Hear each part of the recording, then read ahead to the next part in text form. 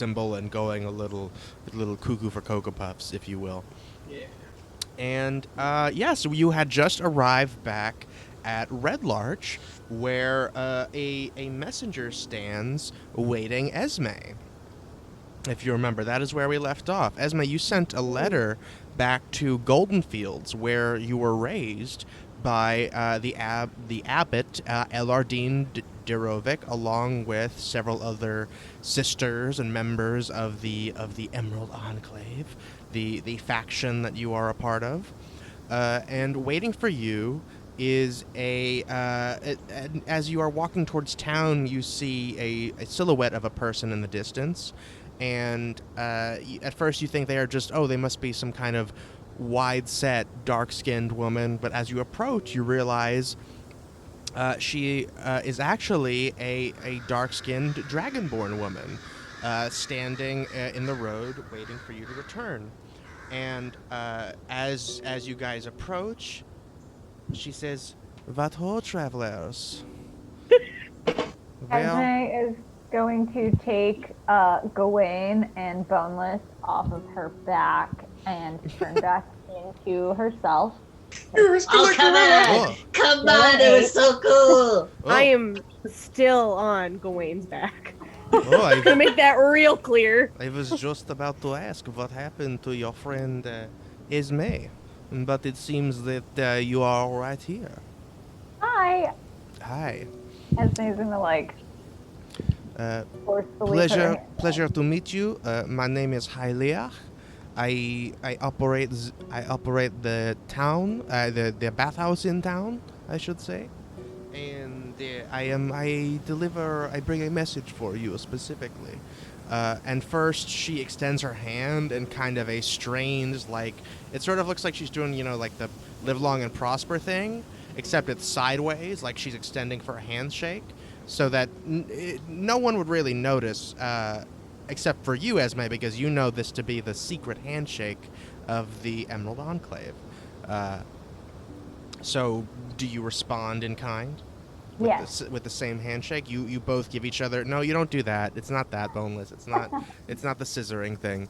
What do you mean? You both just extend... It just looks like a normal handshake to everybody else. But to Esme, you both feel each other's hands do this weird, split in the middle thing as you shake hands, and you share a knowing glance before Hylia shares a scroll with you. And she says, "Well, I was asked to give you this from our mutual friends at Golden Fields. If you should need anything else from in terms of communication to other members of our mutual club," and she's whispering this all to Esme. I am always available to you, so please feel free to come by the bathhouse if you should ever need any information, assistance, anything like that. I am at your service. Thank you. I will definitely stop by. You are very welcome. And she nods to the rest of you and goes on her way. And you unfurl this letter, which is it's not in any coded language or anything, because members of the Emerald Enclave have specific communication networks to transfer messages by, usually via actual messengers rather than birds or any other means that could be intercepted. So I'm going to send you this in the chat. It is... I don't think there's anything specifically here that you would want to hide. But yeah, let's just... Well, I'll have... If you don't mind, would you read it out loud once I figure out how to send it to you? Damn. Yeah. Got so many things open. Here we go. Message to January. Oh, wait a minute. That's not right. Oh, dang. Sorry, gang. Dang it, You're January. good. Gotta go to the chat, and I gotta post this whole message. There it is. It's long. So you have to write it out? I already wrote it. Oh, okay. Everybody give me 10 minutes to write this letter. Right. that I Let's didn't think of some plan. banter. Like in the meantime. If Ace just wrote this right now, he types real fast. I type really Yeah. fast. It's amazing. Like, I'm impressed. All right. Yeah, would you like to read that out loud, Esme? This is from the abbot L.R. Dean, who was one of your multiple mother figures at Golden Fields, where you were raised. They very formally wrote hi first. That was me. That was from Ace. That wasn't from. That wasn't from her. I think it's part of it now. It's canon. Yeah, just hi. No other formal greetings. It's not capitalized. There's no comma. Just hi. That's very, druid living in the wild sort of thing, just straight to the point. Hi. It almost reads like SUP, like just sup. It's like a very informal, quick greeting. They just get right to it. Exactly. There are clearly corrupting forces at play in the Somber Hills, if not across the entire Gezeran Valley.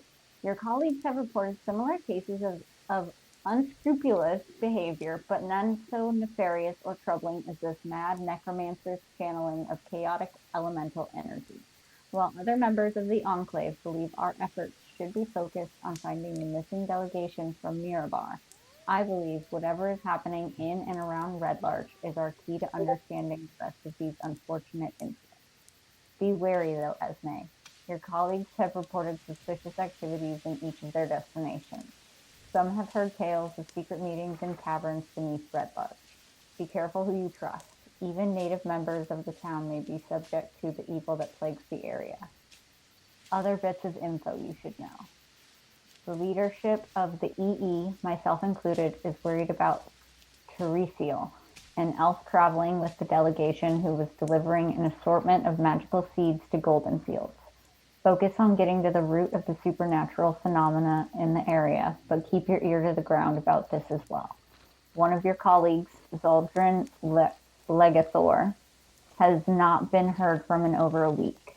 The last we heard, they were exploring the area around Barge-Right. We don't know if there is any cause for alarm yet. Indeed. Do you have any questions about this information to start off with? So you wrote a letter to the abbot shortly after you had returned to town from the Necromancer's Cave out by Lance Rock, informing her about the chromatic orb that you found. That seems to have come about via the Necromancer's channeling of raw, chaotic, elemental energy. After, I believe, a few successful investigation or arcana checks that you guys had done. So this was her response to that information. She is not aware of the things that you all have just recently found out about these stone masks or anything else of the like. Okay, so this is just after, because that's right, we went back to town and then did the funeral and all that. Yes, exactly. Okay. Mm-hmm.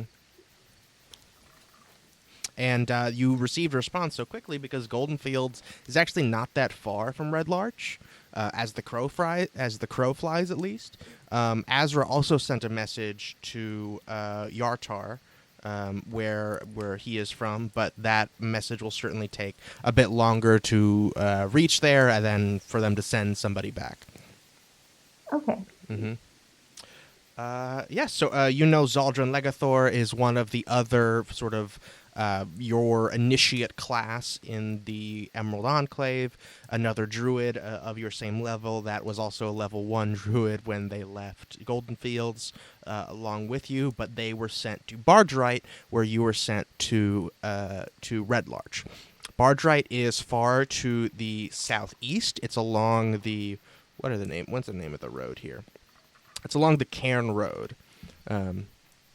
So it's Is that where we just were, down the Cairn Road? You were, but you were only like maybe a couple miles outside of town.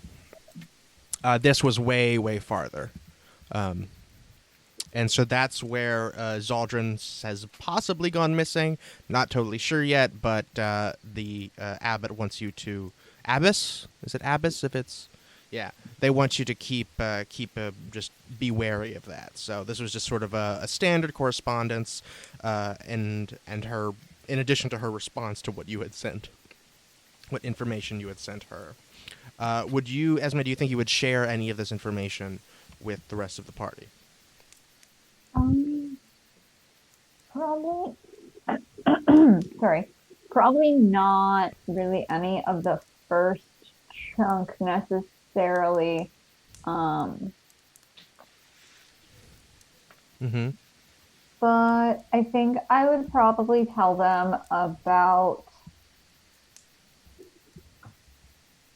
my colleague Zaldrin being in Barge Right, because it's just nearby, so I think that Esme would probably mention it. But yeah, just that.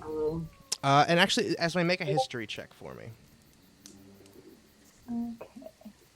Can I give her help with advantage because I'm from the Desert Valley? No, because this is something that she has to remember about the rest of you. So she's got to be thinking about this on her own. Oh, okay. Yeah. Cool. I got an 11. Okay. Got an 11? Okay, Yeah. that's good enough to remember that what the Abbess is referencing here, the delegation from Mirabar, is something you've heard from your party members. Like, they have also been referencing this and looking for information on it. What do you mean? But this might be the first that you have heard that the Enclave is also interested in this matter. Okay.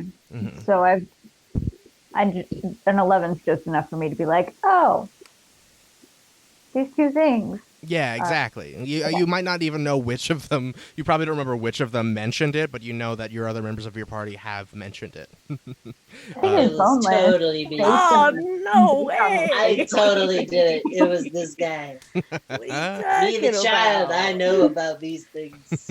I've never met a bear before, but I know these things. Sounds like Oh, something that was weird. another important part of what happened. The bear's name is Pawpaw. That's right. Yes. That is really yes. important. That is very Papa, important. yes. Papa's my bro. Oh my god, we could be woo pals.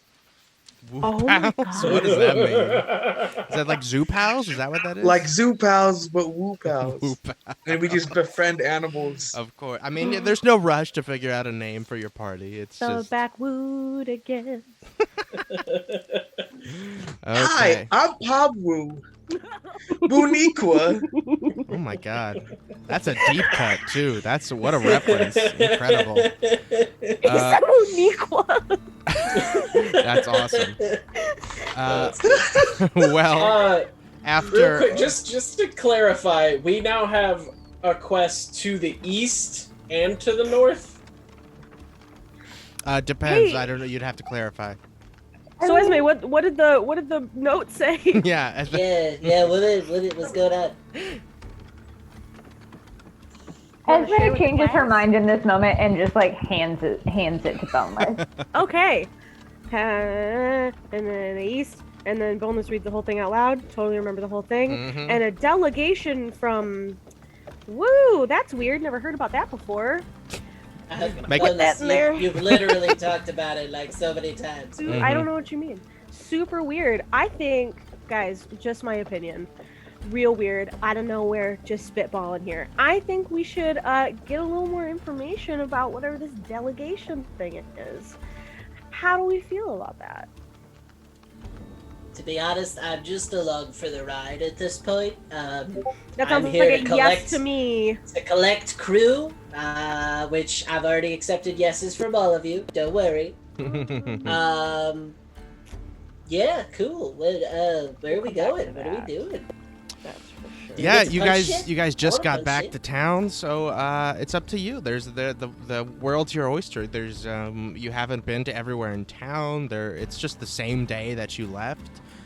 So Esme, I think, has a new weapon to pick up at Tanter Smithy tomorrow, and Tomorrow. yeah. Yeah. Is there anything else you guys want to do after your adventures with the fake pirates? What time is it? It is late in the evening, so it's probably like the sun is still there's still a bit of light in the sky, so it's like 7-ish probably. I got you. Mm-hmm. All right, guys. I have to take a walk, really quick. Can I Real come with you? gassy after that fight. No, buddy. Like fighting No? makes me so gassy. I gotta crop dust this town for a Gotta take a minute. big poop. Mm-hmm. I gotta take Excuse Cool. me. Alright. Gotta take a poop. take a poop. Let me be. Gotta take a poop. So I'm gonna catch up with you guys later, but I think we should totally come up with a plan to maybe find out more about this delegation, especially since Esme, it sounds like your buddy was trying to figure something out about it and like maybe got a little entangled, an entanglement. So we should figure that one out. But I'm gonna be over here. You guys have fun. Mm-hmm. I have a request. I would like to go back to the tanner. I now have a new thing that I very much want. Also, I need to dye my whip blue. So, actually, out of character, the Tanner, I believe, Lurith? Yeah, Is Lurith, that yeah. where I went to last time? Okay, Yeah. cool. Mm-hmm. Yeah, guys. I wanna go there, but also like Esme, I would love to go to that bathhouse with Hylia. I love baths. Free bath sounds great. Yeah. I actually was probably gonna go turn in for the night. Oh, Very okay. tired. Very sleepy. Fair enough. Yeah, some of you Alright. have still not your full HP, maybe. I'm not totally sure, or at least not all your spells and stuff from that last battle out in the woods and then on the road itself. Esme's not actually going to sleep though. She's gonna turn into a cat and follow Boneless. Do you have more wild shapes to use? I do. All right, cool. Awesome. So, Boneless, where are you headed? All right. Bet. And since I have no reason to suspect that my good friend Esme would be following me, I'm Well, not even gonna ask. Of course. No, to no, roll no. for perception. No, you will, but just tell me where you're going first. We gotta. I'm heading over to the place where her stick is. Oh, you're going I back don't remember to what it's called. Tanter Smithy right here, Yeah. where you met Ilaria Tanter, one of the daughters of Elra Tanter, the owner of the smithy and their father. Sure. Awesome. So you guys right here, are you going to go right there? You're like right in this spot, right at the edge of the Cairn Road where you guys just came from. Are you going to go right there? You're going to take a roundabout path to make sure that nobody follows you? So here's my plan. I am gonna do a real leisurely stroll Mm-hmm. down the road past Halver's Albert Tamler. Tarnler? Yeah. Yep. It's a I clothing can store. read. I swear I can read. And I'm gonna go up to Halle's. Hylias? Mm-hmm. Yep. And then I'm gonna cut through. What is that? A farm up there? On the right over here? Yeah. Yeah. Mm-hmm. It's a I'm bit gonna of cut farmland. through the farmland and back down to the tan thingies. Did I notice anything? Did anybody Tanter find me? Smithy. Okay. So like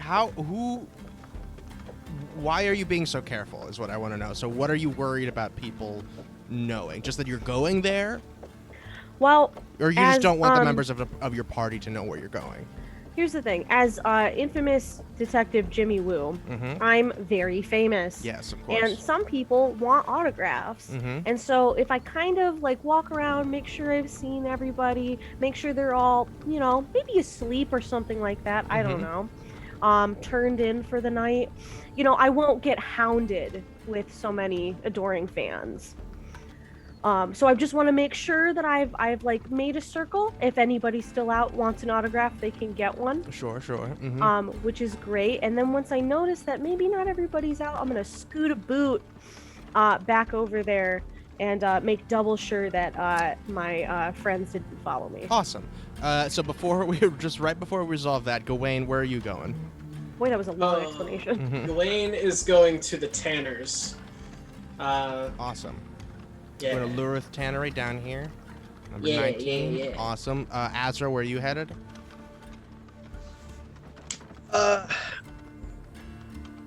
I'd like to go to the cemetery near the All Faith Shrine. All right.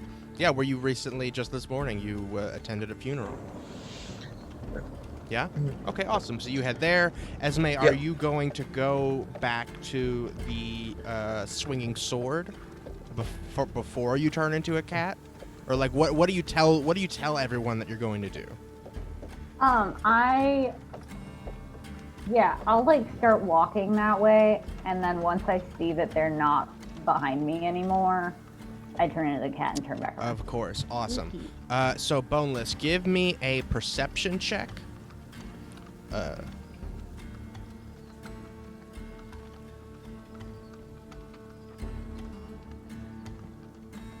Ooh, it's a 19. Awesome. Esme, give me a stealth check with advantage. And you should be able to use your cat stats if you'd like. I don't know if a cat has higher dex than you, but I would guess. Ooh, My you got... I did get a 20. I see. So I think I'm good without my cat. Yeah, I think so. I don't think you don't. I think a cat has at least plus whatever your dexterity is. So I'd say that's fair.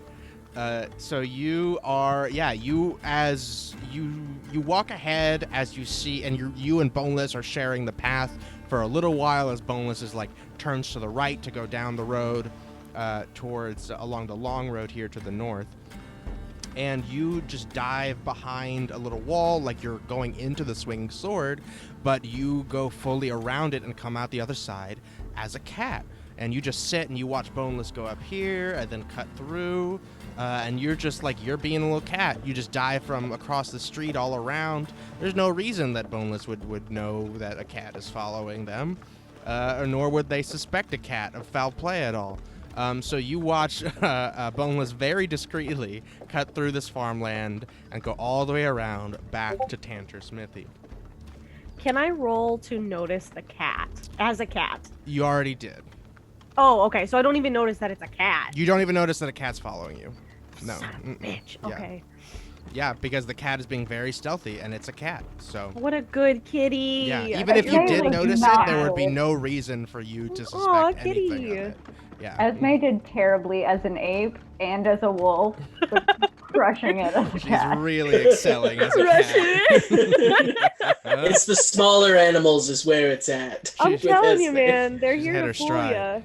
Awesome. So Squirrels are so cool. you go into Tantor Smithy, and you see actually there is a different woman there. She bears. Oh, they're open? Yeah, they're still open. Yeah. I mean, what Ooh. are they there? It looks like they're closing up, though. I was about. Oh, yeah. Asa, I apologize. You Mhm. did all that work. Boneless is gonna leave. You I'm see sorry. the woman go, "Ooh, hello, are you?" And then, oh, okay, all right, yeah, I think I walked into the wrong store. I'm so sorry, man. I hope you have a great night. all right, bye. What time? Actually, you know what? A friend of mine, while I have you, a friend of mine had like a custom made, big long stick. Mhm. I don't know if you were on the business end of that or not. Yeah, sure. Laurie is in back working on it. Oh, it's not done yet. No, she's working on it.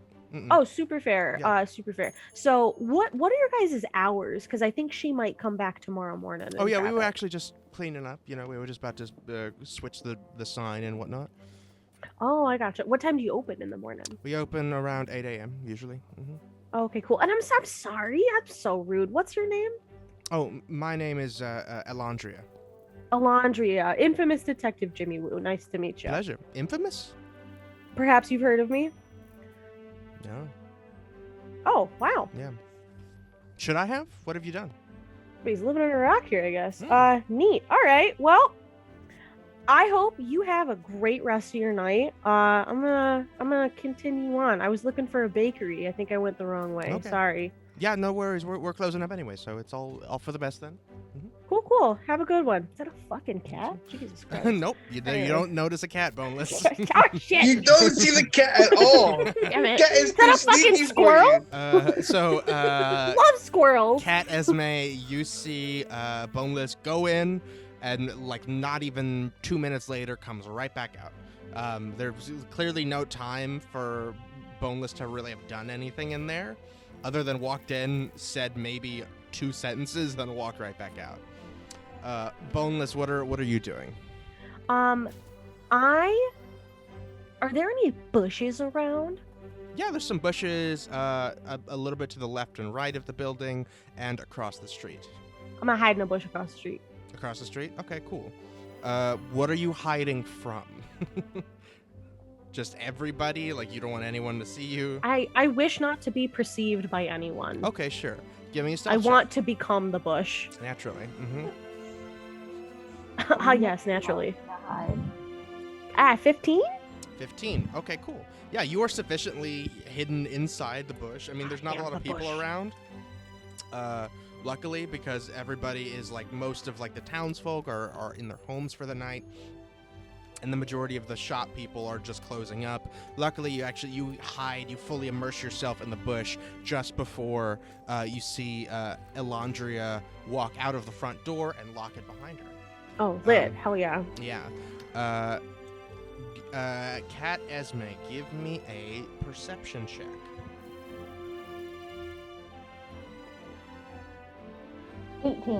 18. So, unfortunately, unbeknownst to Boneless, one person does see you hide in the bush. No! The cat sees you. God damn it! Because that. Fucking cat! Mhm. But so, Boneless, are you just watching the Tantor smithy? I sure am. Okay, awesome. So you see Elandria walk outside and then go around to the other side. You hear a door open and close, and presumably, I believe you sort of scoped out the building enough to know that the living quarters are upstairs above the actual shop. So it seems like Elandria went around back and up to the place where the Tantor family lives. You did not see anyone else exit the building, though, so you're not, and even though you heard Ilaria was still working on the staff for Esme. And hang on, give me 1 sec. Esme, you see Boneless hide in the bush. Are you still going to hide from Boneless? Are you staying hidden? Yeah. Okay, cool. I will pet you. So, Don't Boneless you worry. specifically because you're scoping out this building, and because Boneless, give me perception, and Esme, give me another stealth with advantage. Oh my god, I just crit failed. Ooh. Oh my god. How did a rogue just crit fail? Oof. Yeah. I'm so bad at my job. Because you're level 3. It goes Trash. like that. Yeah. Trash. And Cat Esme didn't even do that well. If you had been looking at all, you would have seen a cat just sitting right by the door. But you don't. I'm just sitting there. Yeah, exactly. There's a bush in your face, and you don't see the cat. You're looking at Elandria go around back, and luckily Esme takes cover before you are able to see the cat. Even though you wouldn't suspect a cat. Doesn't look like Esme for sure. Fair. All right. So now, while you are laying in wait, we will go over to Gewayne, who is visiting Loreth's tannery. You see, you go in through the front door. Luckily, it's still open. It seems all the businesses tend to close around 7 o'clock in the evening. And you see the same sort of squinty-eyed, bloodshot-looking, middle-aged man. He says, "Yo, what's up? What do you need?" Hey, it's me again. Oh, "Yeah, what's up?" God. Oh, wow. Yeah, Okay. again, the smell accosts you. It is How- so dank. How do you live in this every day? I don't understand. I barely- my eyes. My eyes. Yeah, I barely notice it anymore. Yeah. Okay, all right. Well, okay, quickly. What's up? I know you're about to close. I'm so sorry. Yeah, what do you need? I had a realization in my last altercation. Do you have any like chest, like, you know, the leather straps that cross your chest and they're holsters for Like a different bandolier? weapons? Like a bandolier. Do you have any bandoliers?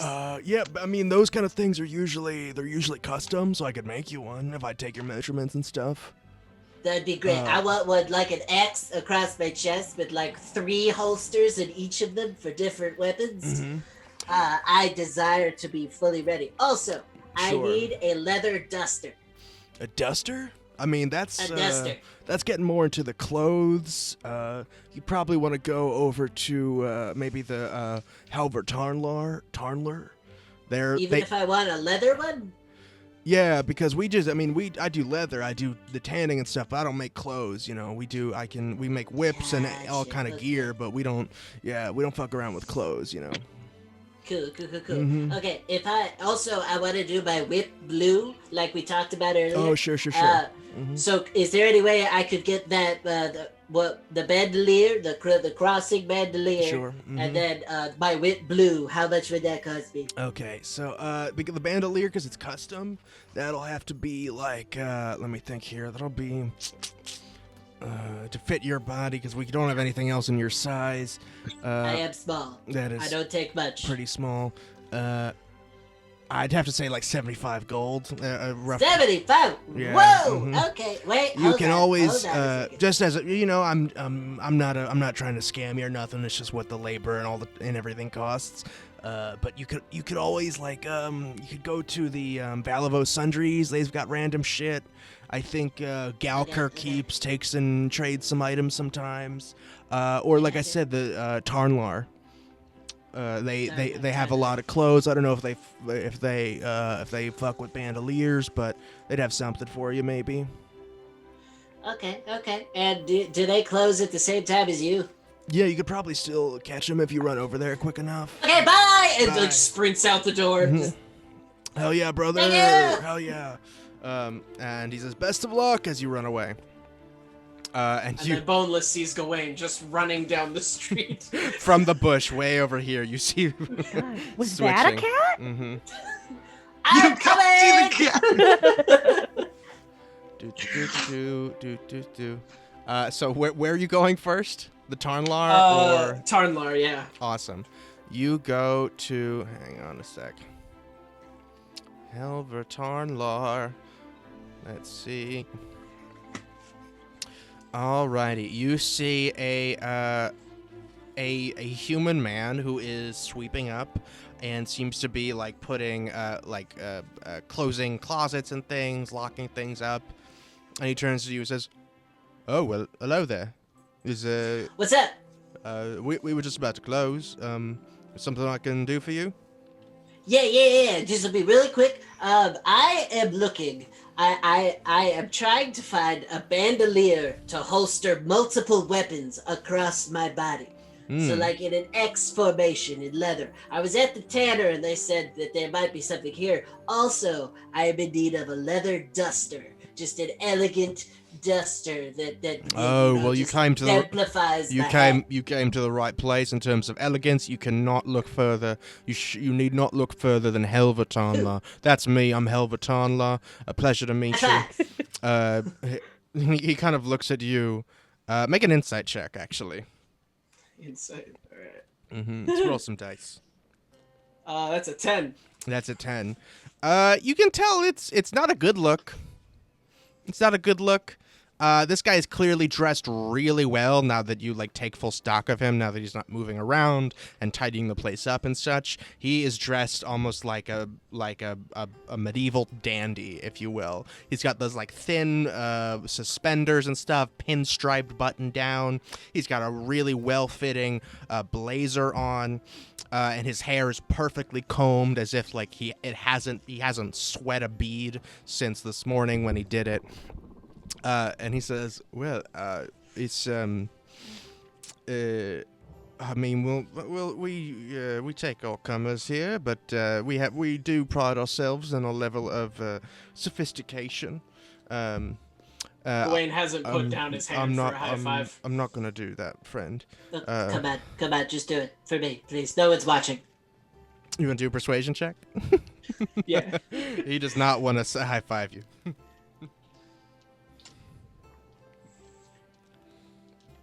11. 11 says, "Listen, son, it's a bit, it's just not my style, if you will. This guy's voice is changing. I'm changing it. He's Fine. he talks Puts down the hand. He talks like this now. I'm gonna Ew. high five the shit out of this motherfucker. He says, Alright. I'm sorry. Give him a Cool. high five. This Cool. voice fits this guy better. Yes, it does Mhm. actually. He says, well, I can certainly help you if you're still in the market for a black leather duster. We certainly have something. But Yep. I don't, you are rather dirty, if I'm being honest, and I really don't want to touch you in that matter. Gewayne, like, just for a second, like his right eye twitches, Mm-hmm. and he almost goes into a rage, but like stops himself. Just Percival said don't attack civilians. Percival said, but like whispering it in his head, just like Percival said, don't attack good people or like civilian people, only bad people. Don't hit this guy. Don't hit this guy. And he's just staring at you. So, well, what will it be? Would you like to come back tomorrow, maybe? When you have cleaned yourself up a bit. I would like it now, please. and Gewayne is going to just like from his pocket pull out both the amethyst and jade stones and just kind of roll them around in his hand.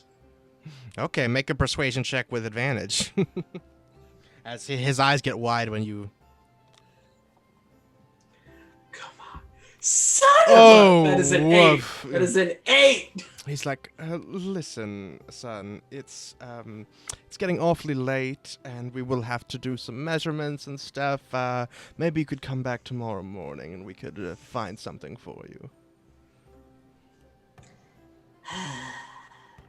You know what? Just for that, I'm not bathing tonight. And walks out the door. You see just the look of pure disgust on his face. You don't have to even roll insight. He just goes like, he just grits his teeth and squints at you as you walk away. He like doesn't breathe until you leave the space as he's afraid to inhale your cooties. So you walk out of Helver Tarnlar's. The place, you can tell it really does have a lot of nice clothes. They have beautiful mannequins adorned with all sorts of inlaid and embroidered finery. Easily the nicest shop that you've seen in town. And they clearly, like, whatever air of sophistication this guy has, he has taken a great deal to earn it, in his mind at least. That's just what you get from looking at the shop and all. So now let's go over to Asra. Asra, what are you doing at the All Faith Shrine? Yeah. I'm gonna first head to the cemetery, and I'm going to turn to Mako and say, if you wish to head back to the inn for now, you may. But if you wish to stay, it's all fine by me. Oh, do you think I should stay, Uncle Asra? Well, me taking you on was my choice, but as you are a growing young man, you also must learn to choose for yourself. But I think it'll be, well, those we lose and those who pass on, it's always right to give them some sort of honor and dignity. And that is what I wish to do for now. If you just wish to head home, that's perfectly fine for this evening. You did well today. I'm proud of you. All right, I'll stay with you, Uncle Asra. God. You can give me an insight check on Mako if you want. Okay. Insight, I have a +5. Come on. Ooh, that is a 22. 22. Yeah, you can see that the day has been tough on Mako as well, even though he was not part of the battle there.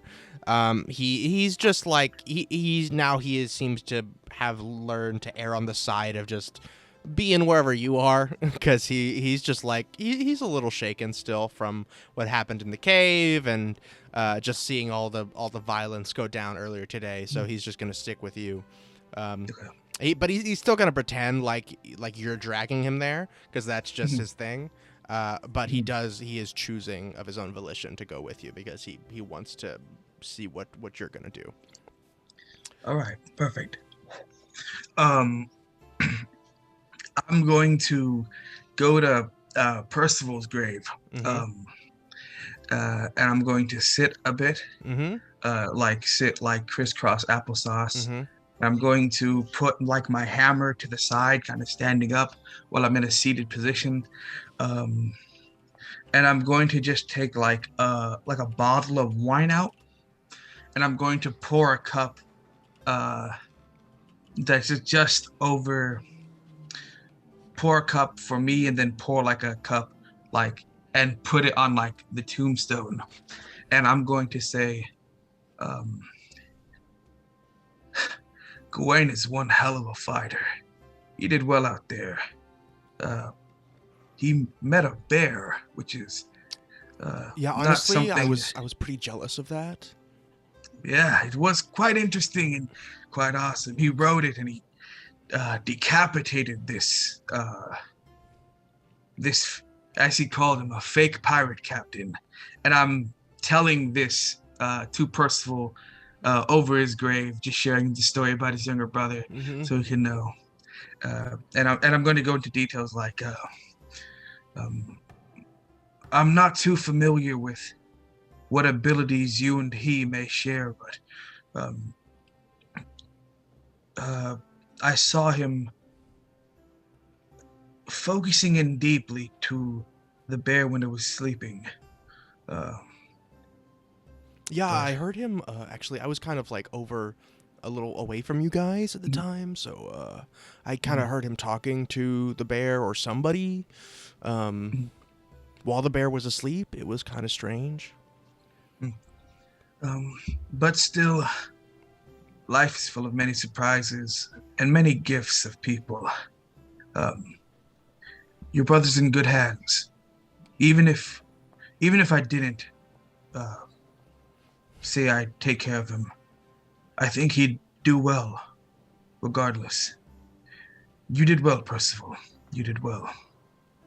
And Mako just stays silent for a minute, and then he takes out his little his notebook that he writes his poems down in, and he just kind of sits on the ground next to you and begins reading aloud.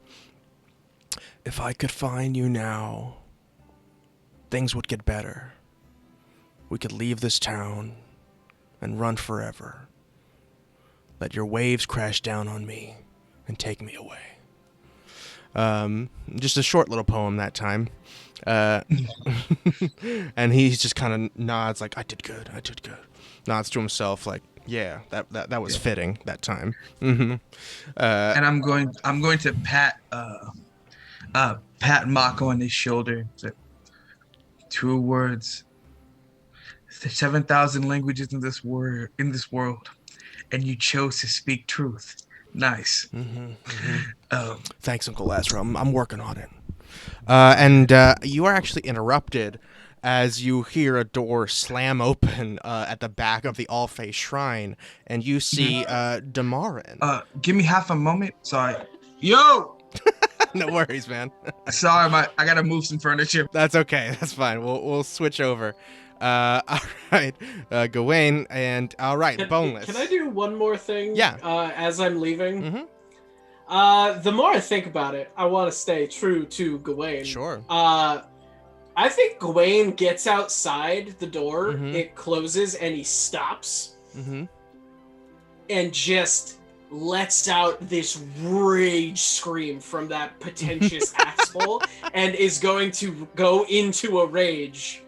I'll go ahead and roll the magic to see. I thought you were gonna fart. Mm-mm. I think you're gonna fart into his shop.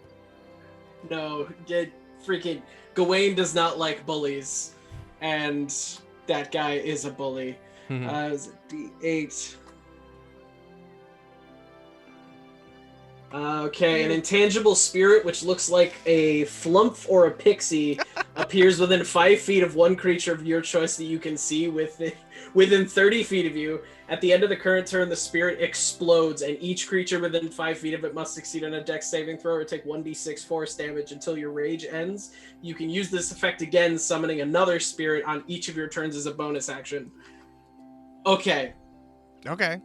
You're right outside the door. I am outside the door. Gewayne is furious. And is going to... Is there windows on either side? Either side of... The door? Yes. So there's actually a big, like, display window, like you'd see in a clothing store with mannequins and stuff. Cool. So you can still see in, and you can still see the guy. It's dark in there, but you can still see him futzing about. Gewayne goes into a rant, just like, "He's just a pretentious douche picking on anyone who doesn't have as much money as you. What is wrong with you?" And like makes eye contact, and the spirit appears behind him and explodes behind. So does he make a dexterity save? What does it say? He makes a dex save. Yeah, so it's gonna be explodes, and each creature within 5 feet of it must succeed on a dexterity saving throw or take 1d6 force damage. Actually, I don't think he attacks the person. He attacks the shop. Oh, okay, gotcha. So just starts exploding inventory with these spectral spirits that just pop up inside the shop. Oh and my just god. Keep boom, boom, boom, boom, boom. Does it happen once, or is it once per turn you summon a... It is once every bonus action I can summon a new one. Oh my gosh, okay. So you yell, and actually the guy comes out, like he opens the door, ding ding, and he's like, "Young man, please, if you could move along, that would be..." And then, boom, it's like, "What the... Oh my... Oh no! What is that a... Oh," and he runs back inside. Oh no! What's happening? I don't know what's going on! Maybe you should go figure it out, you prick! And then he's not even listening to you anymore. He's just like, oh no! What is my inventory? Oh god! And he's just like trying to like stop the explosions from happening while all of these spectral pixies and flumps immediately are like appearing and just exploding as soon as he sees them. He keeps trying to like, it's almost like the groundhog, what's it called? Whack-a-mole, where he sees one and he tries to jump and suppress the explosive force that is hitting the clothes and sending poofs of thread and fabric all over the store. And he, one of them, unfortunately, what is the dex save for that? That is... It's going to be against my intelligence, which is 8 plus proficiency plus con. So that's going to be a 12, DC 12. 12, okay. So unfortunately, or fortunately, depending on your perspective, he lunges too well at one of them and grabs one of the mannequins bearing a beautiful all-black suit, seemingly made out of some type of fine satin or velvet, just as a flump appears next to it, and he takes the full force of the force damage. Will you roll the d6 for me? Yeah.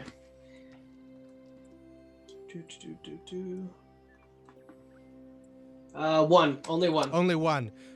So he gets he gets knocked for a loop, and he's like, good God. I think Gewayne sees that, and that pulls him out of his rage, and just, "Oh no. No," and like just sprints and is actually going to run to Percival's grave. Okay. Like crying. You almost, like, if you had rolled a 6, that guy would have been unconscious. He's just a regular dude, so he does not have a lot of HP. But thus far, he just has like a severe bruise on his head, and is very confused and upset. You don't get to see much more because you sprint towards the All Faith Shrine. Asra, are you back with us? I am back, sorry. No worries.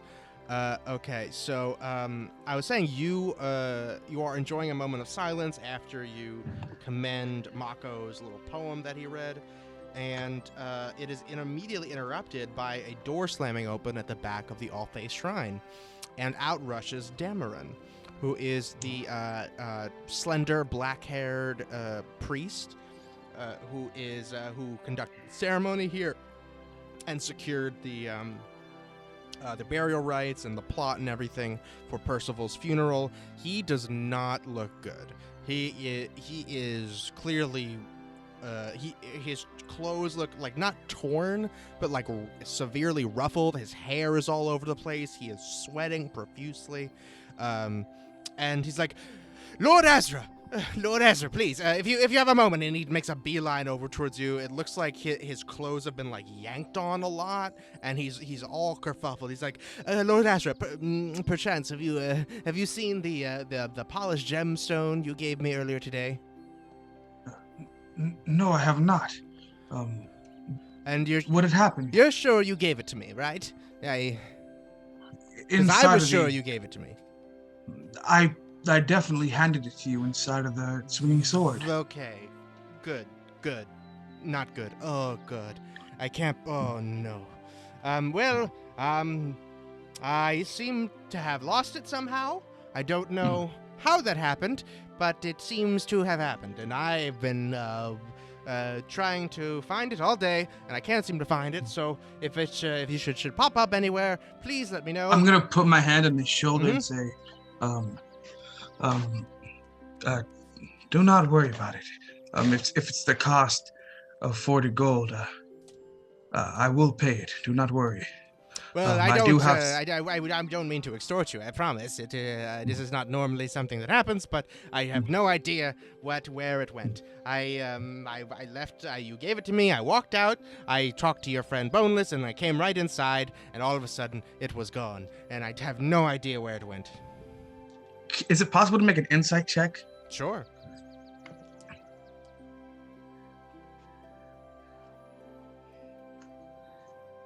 Oh, that's an 11. It's an 11. You don't know why, but he is clearly a little more upset about losing this than maybe he should be. Like, to you, like, it's 50 gold, you know? It's like that's significant, but like it's not enough to like lose your mind over. So there's something else. So there's some other reason that he's very concerned about having lost this. And with an 11, you don't have to look that hard to tell that like the disarray that he is in was self-inflicted. Like he has been tearing apart his clothes, just looking for this polished gemstone. And like because he's like, well, I had it on me. It must have fallen into my sock or something. So he has undressed and redressed himself multiple times just looking for this stone. But that's all you get with an 11. Okay. Okay. I'm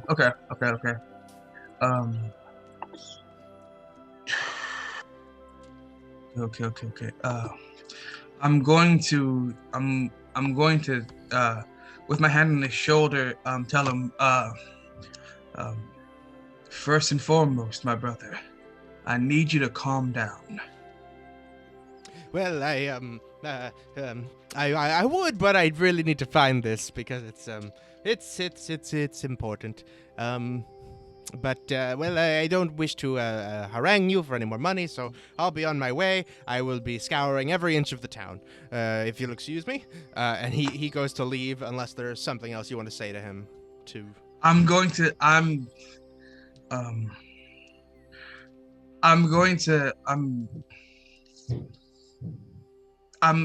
try to I'm gonna try to reach out to him in the sense of like, as a man of the clergy, he has an obligation that he knows that is to the shrine, and he should know better to, as a man of the faith, and as a man who serves the gods as I do, you must, and I implore you, take a deep breath. Remember your vows. Gold will come and go. Gems will come and go. Please. All right, give me a persuasion check. Okay. That was a nat one. Oh. Yeah, he says, well, I mean, you're right. I mean, when you're right, you're right, and you're right. But, the part of the matter is that I am attempting to keep to my promises to the shrine, which is to provide for it financially, which I seem to have severely lapsed in on this day, which is why I'm trying to do right by it, and thus, I must go, and, I will see you, when I see you. And he's going to book it, and that is when Gewayne, you rush past a frantic, disheveled-looking Damarin. And he says, "Oh, young master Gewayne, is it? Have you happened to seen the polished jet gem? What do you want? What do you want? Oh, you probably a bad. He's gonna do an insight on you actually, because he's trying to size you up right now. Are you, Gewayne? Are you trying to hide the fact that you have recently been like a little you are running from something? He ran away like bawling, Yeah. so he's trying to hide the fact that he was crying. He's just like lowers the brim of his hat and he's like wiping his eyes. Just, what do you want? Okay, What? you want to give me a you can do deception or performance if you'd like to contest his insight into you. Let me see. Performance plus 2. Well, they're the same, so we're gonna do deception. 17. 17. He sees you rubbing your eyes, so he sizes you up, and he's like, "Oh no!" You see him say, "Oh, like, well, if you have a moment, I was wondering if you had happened to see a polished jet gem that I acquired from your friend Lord Asra this morning. I seem to have misplaced it somehow, and I have to find it. If you happen to have seen it, no, I haven't seen it. Ask Boneless. You were with her. You were with him, weren't you? Oh yes, I should. Yes, if you see your friend Boneless, that resembles infamous detective Jimmy Woo, please. They went to fart through the village. I don't know where they are, but I gotta go. And like, just starts running. Oh, away. okay. Well, fair enough. Good day. And he jets past you, and he makes a left out towards the north of town here. And you run into, you see Asra and Mako sort of looking confusedly in the direction of Damarin, who had just left, in front of Percival's grave. The moment Gewayne walks up and like sees them there, he just stops and goes, I didn't think it was gonna be here. Okay. Hi. I didn't break anything, I promise. You're well. You're all well. Jalal pops up next to you, Gewayne, and says, "You should be bragging about what you did. You showed that motherfucker what's up. You know, you have his good." I know I did, okay? Yeah. It was really cool, but also Percival would be so mad. No, I think he'd like it. I think he'd like it too. Percival liked a good comeuppance, you know, for a snide git like that. Well, yeah, I guess. Mm-hmm. Yeah. Tell him about it. You should tell him. You should brag about it. Mm-hmm. You see Gewayne just like glances to the left, looks at you guys, glances to the left again. Yeah, do it. So I may or may not have blown up a shop from the inside. Yeah. Jalal is like, yeah. He's excited. Okay, shush, you shut up. No, yeah, all right.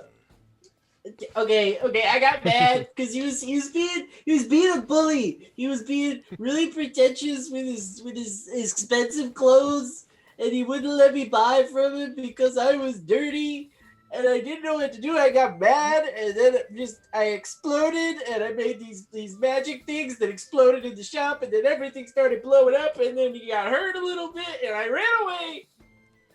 I don't know what's going on. Oh god. Mako's like, he comes over and he's just like, pat. Gewayne sends a mental image of what happened directly into Mako's brain, just like, that's what happened. It looks so cool, but I know it's bad, but it was cool. I don't know what to do. Honestly, me neither. But I mean, it looked really cool, but it also looked like that guy got hurt a little bit, you know? Only a little bit. Only a little bit. That's probably fine, right? Uncle Asra?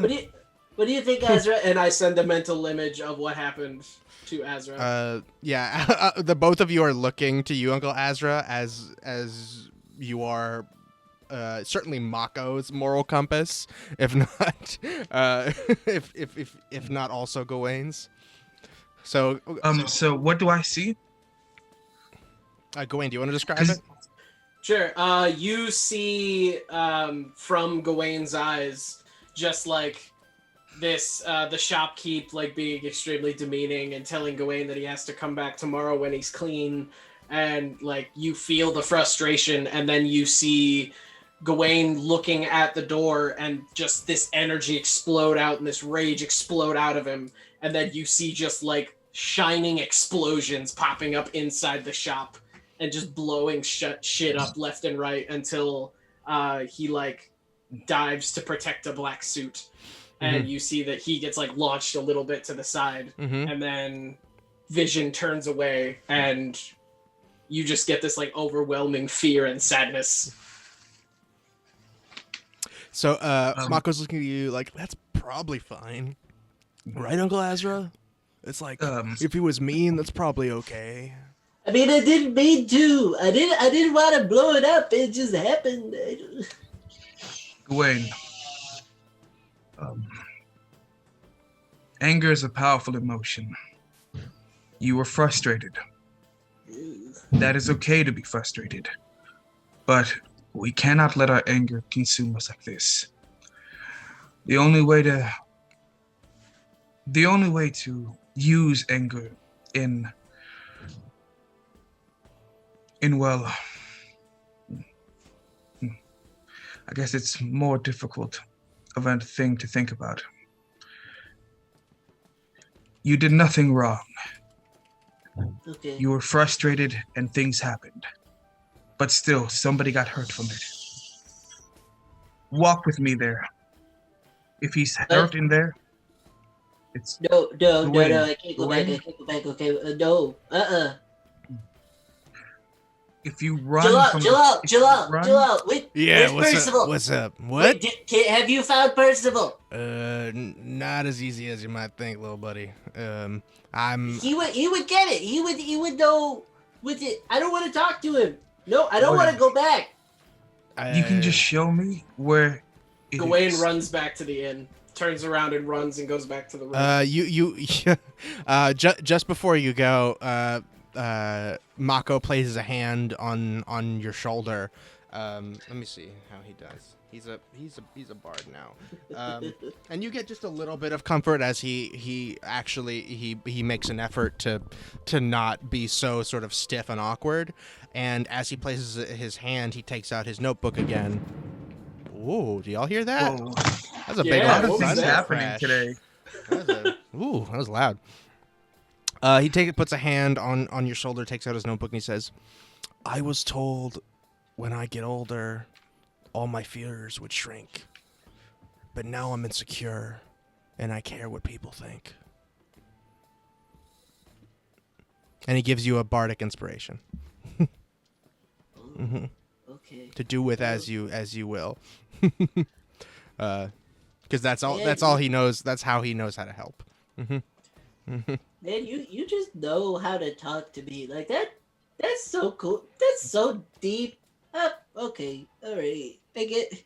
I try, buddy. It's it just can't. They just come to me. It's. Can we? Okay. I'll go. But like, can we not tell him it was me?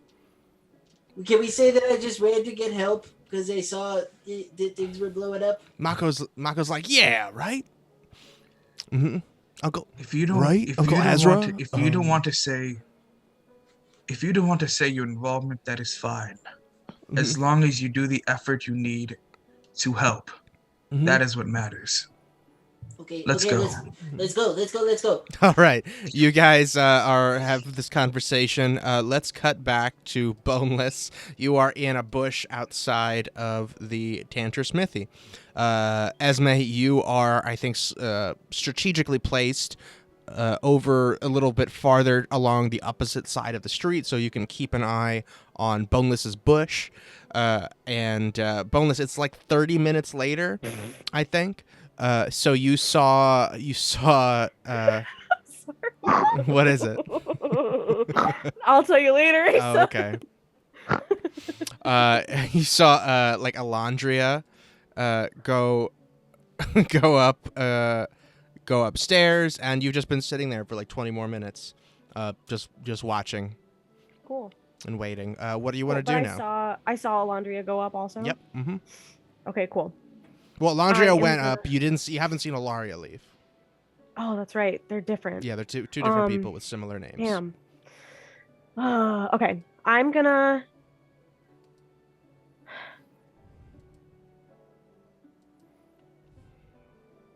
All right. This is what Bone's gonna do. Bone's gonna creep on out the bush, and check to see where the sister is, like oriented in the shop. So I want to like peek in the windows. Peek in the windows. Okay, cool. So you go and look through the rear windows, and you see Ilaria looks like she is just finishing up her work. It's like she might be cleaning up or something. She's like admiring a piece of steel, a steel rod that you see in her hands, and sick. like rotating it in the light. She's just like looks like she's putting away her tools, hanging things up. She takes off a smock, revealing her again extremely muscular back. And yeah, what are you looking for? I just want to see how close she is to like being done for the night. Oh yeah, she's So like you kinda 10 minutes. answered my question Okay, there. cool. Mm-hmm. Okay, cool. I am going to head over to I'm not talking to you, Google. I'm gonna head over to what is that? So are those homes across the street? Yes. Mm-hmm.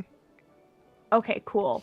I am going to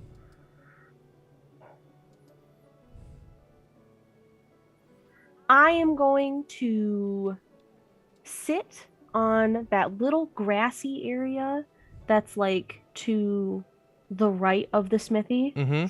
Yep, I'm gonna sit in there. Can I still see the smithy from there? Sure. Yeah. Mm-hmm. If you place yourself, but like in between the houses. Yeah. Yep. I'm just gonna sit in there and whistle to myself. Awesome. Are you trying to wait to see when Ilaria leaves? I sure am. Okay. Awesome. Amazing. So a couple more minutes pass, and you don't see, but you hear a door open and close. And it seems there is some other rear door to this place that you did not see. Then you hear another door open and close on the other side of the house, which was the same one that you saw Alondra go through. Bet. Good enough for me. Mm-hmm. All right. It seems the first floor is empty. Cool beans. I'm gonna head over and do some stealthy rogue shit. Okay. And try and pick the lock. Esme's gonna like go cat rub on Boneless's ankles. Oh my god, a cat! Mm-hmm. All of a sudden, so cute. There's a little cat. What's your cat look like, Esme? Tabby, black, little black cat. Oh, perfect. Looks, I like my kitty. It's just like Mothman. Yeah. He's like Aw. a little scraggly. Oh my god, little buddy. You're so cute. I give it lots of scritches. Mm-hmm. Very What are cute. you doing out here? It's real late. You're gonna get eaten by something. You gotta go back inside. Where you going? Esme, what are you trying to do in cat form? I'm just like hanging out with Boneless right now. Okay. Just like All right, listen, little buddy. the most nonchalant spying Sure, ever. yeah. Cutest little bean. Most obvious spying. do me a solid, little buddy. Can you keep an eye out here for me for any potential onlookers?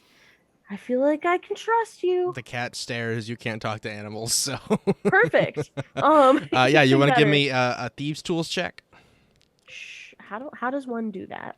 Oh, that's a good question because it doesn't show up as a skill in D&D Beyond like it should. But you have proficiency with thieves tools, right? Yes. Awesome. Did you take I don't assume you took expertise or anything in them? I'm not sure how I would tell, but I don't think that I did. Okay, no, you got expertise in performance and sleight of hand. Yeah. So it's just your dexterity plus proficiency. So for you, that would be your dex is +1, proficiency, so that's just a +3. Okay. So can I just roll stealth real quick? Because it's already a +3. Yeah, for sure. Fuck me in the ass. All right. Well, that attempt didn't work. 'Twas a 5. 'Twas a 5. Yeah, you're trying. This doesn't feel like a complicated lock, but you kind of twist the wrong way, and one of your little lockpick tools snaps. Good. Time to go try the back door. All right, you want to try again? The little black cat, I assume, follows you. I'm not gonna roll that fucking thing again, though. Stealth betrayed me. No! Ooh. Got a 7. A 7. Still not good enough, unfortunately. All right, time to try the window. You want to try the window. Okay. The window is locked, but it doesn't have, like, a lock you can pick. So tell me how you're going to try to open the window. So... Because the lock is clearly on the inside, like you can see it. Like it's just a latch that you turn, but it's clearly turned to be closed. So there's not a good way to access it from the outside unless you have a clever idea. Okay.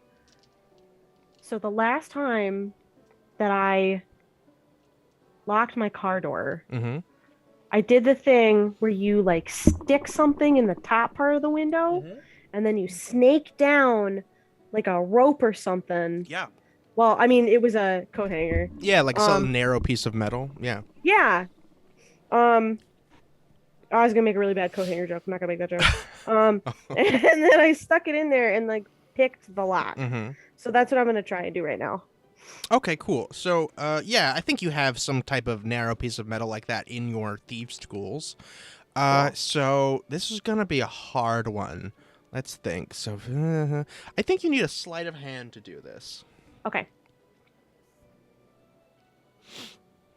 Oh, it's a 16. A 16.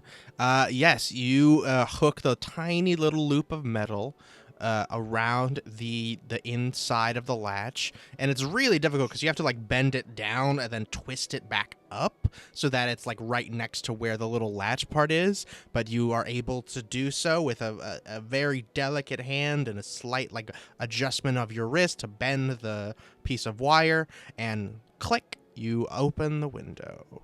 All right, time to sneak on in. Awesome. Esme, you in cat form, is there anything you'd like to do in this moment when you realize Boneless is about to get up to some crimes?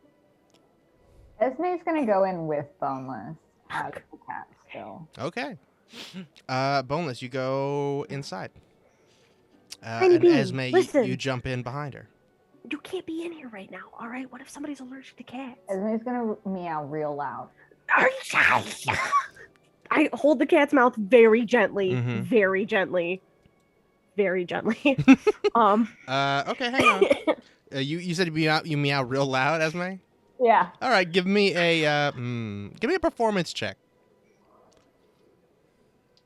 Stress. This whole game. Stress. Oh damn, it's a 7. That's a 7. Okay. So unfortunately, Boneless is able to get her hand up around your mouth. She doesn't like choke you out or anything, but helps stifle your meow before you can really get going. Adorable tiny bean. Listen here. I know you can't understand me. You gotta trust me on this one. There is so much tuna in store for you. If you just do me this one solid, I need you to be really quiet. I promise there is. You know what I can offer you? I can offer you so much tuna. I know this little guy. His name is Guacamole. He loves animals. He's gonna obsess over you. All right. And I also know this other guy. He's like this broody teenager. The thing he needs is a cat buddy. Every broody teenager needs a cat buddy. So it's like so much in store for you, little bud, if you just want to shut the fuck up. What do you want to do, Esme? You can meow again if you want to. Or what? I'm gonna wait a second, but I am going to meow again. Okay. All right. So, Boneless, you see the cat just looking at you. Seems fine. I'm like, wait just a second, and then I'm gonna scoot over to the little like desk area thing, and I'm gonna try and find the little orb, the little thingy. I don't remember what it's called. The jet gem. The jet gem. Yes. Okay. Give me an investigation check.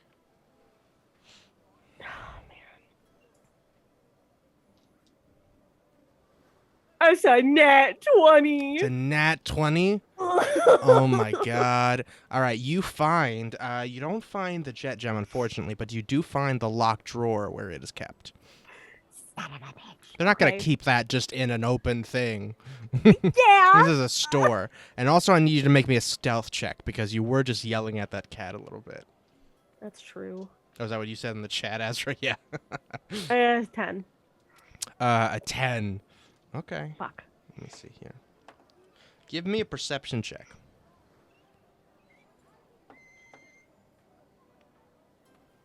14. 14.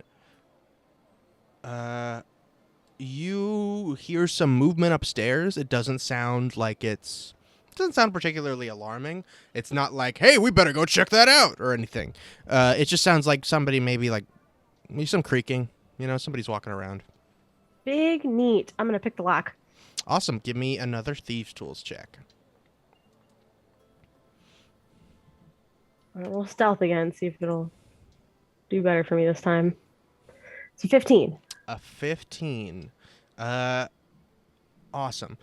So yeah, that's just enough. You hear a little click, and the door slides open. You see the jet gem, along with a couple coins. It seems that they've cleaned out the register, as you would expect them to do at the end of a long day. They've replaced all of the currency, all of the profit with change for the next day. So there's a good amount of gold and coin in there. But the only real thing of value is the jet gem. Cool. Yep, I'm just taking the gem. Is there anything to knock over around me? Oh, there's so many things. Damn it! It's a metal working shop. There's anything that you touch will make a huge clang sound. I'm gonna do that. Bang! All right. So now, Boneless, give me another perception check.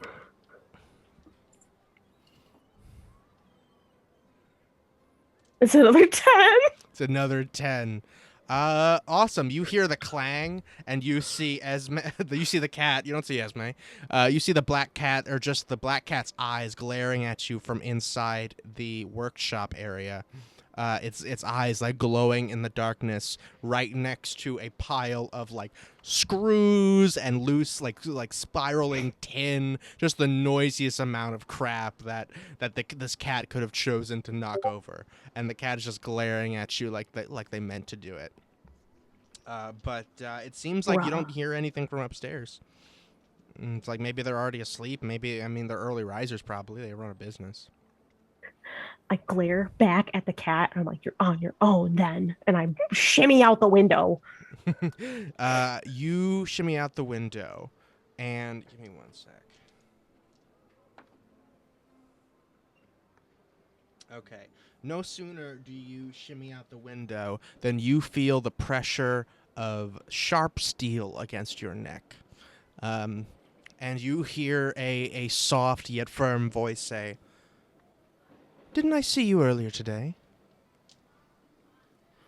You turn to see Ilaria holding a beautifully designed spear right up against your throat.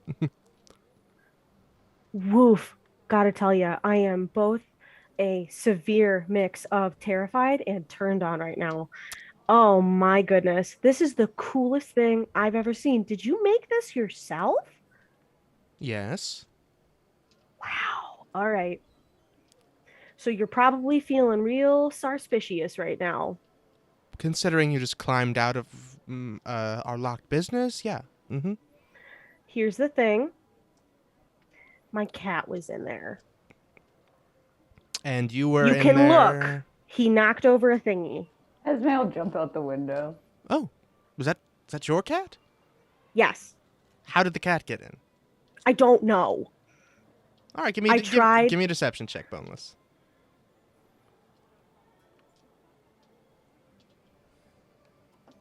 That's a 19. 19, okay. She's going to do an insight check. Stressed. So stressed. She says, so, your cat was inside. You saw that your cat was inside. And instead of coming to wake someone, you decided to break in with a coat hanger through the window to retrieve your cat. No one answered. I did knock. Make another one. Fuck me. It's a 10. It's a 10. She says, we didn't hear a knock. And I have notoriously soft hands. Father? So, like, fair. You see a large, I should say large, a very wide man, or the shadow of one turns the corner, followed shortly after by Elandria, the other daughter. It seems both of these women tower over their father, as he has but they have somehow what they lost in height they gained in his muscle mass somehow. They have the same sort of muscular back, but without the low stature. And he's like, "Oi, listen. What are you doing in my shop?" Oh, sir, I'm very sorry. I know this looks really, really bad. I'm just gonna be so honest with you right now. Best policy. I don't know how. She's real stealthy. I swear she's a rogue. I don't know where she gets it from. But listen, my cat was in your shop. I'm not gonna lie. Again, full honesty here. She's a little thief. She likes to steal shit. And before she did anything, I wanted to just like nab her on out.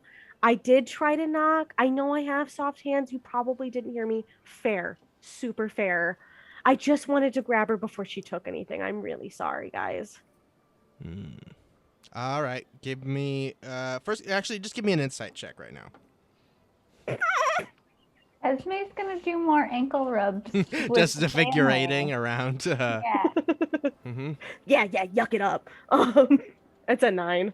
A 9. You see that you don't know his name, I don't think, but the father, the business owner, shares a look with Ilaria, who has the spear to your throat, and Elandria, who is standing next to him, and he kind of just nods. He gives Elandria like a nod, and she nods back, and then turns and walks away. And he says, "Well, listen, we're gonna have to. We don't really take kindly to people breaking into our shop at night, even if it is on accident. So we're going to have to report this to the authorities." Oh, super fair. I love cops. Mm-hmm. Yeah, that's so fair. We're also going to need to check your pockets. System. Yeah, go for it. Turn them out. There you go. Are you going to show that you have the gem on you? Oh, that is not in my pocket. Where is it? My boobs. Your boobs? You are Jimmy Woo. You have no boobs. In my pocket. He's got a breast thingy. He's got a little boob pocket. His woobs. His woo. His woobs? So you're gonna put this gem in your breast pocket as Jimmy Woo. It was like already in there, yeah. Okay. So then you see him point at what's that then? What's what? As there's a significant lump on your chest. Oh, my pacemaker. What? It's like this magical, it's really hard to describe, but basically I have a really bad heart condition, and a friend of mine, really great witch, a heart witch, don't know if you've ever heard of them, they put in something called a pacemaker, which means that when my heart starts to not work so much, it sends this magical shock through my body. You take 5 bludgeoning damage. as Ilaria clubs you with the blunt side of the spear. All right, right. Well, fair Let's enough. roll for initiative if you want to. God fucking damn it. I'd really, really like to run away. She rolled a nat 20 on her insight check. That's the only reason she did that. Yeah. Tell me what you get for initiative. Hold on a second. I got a 16. 16. Let's see. Wow. Okay. Unfortunately, she goes first, and she is going to try to grapple you. So you can make either an athletics or an acrobatics to resist. She's going to use the spear and put it up against your whole chest and try and pin you up against the wall. I got a 9. I'm telling you, man, you gotta be careful of my chest area. Like, I got a bad heart. She got a 13. So she pins you up against the chest. Uses the spear to pin you up against the wall. You see lady, buy me dinner first. So you are effectively grappled, and then she uses her other hand to reach into your pocket. Is there anything that you want to do to stop her from doing this? You can do a reaction of some kind, probably, depending on what you want to do. Okay, here. And I pull out the other gem from my, I don't know, where would Jimmy Woo keep that? From,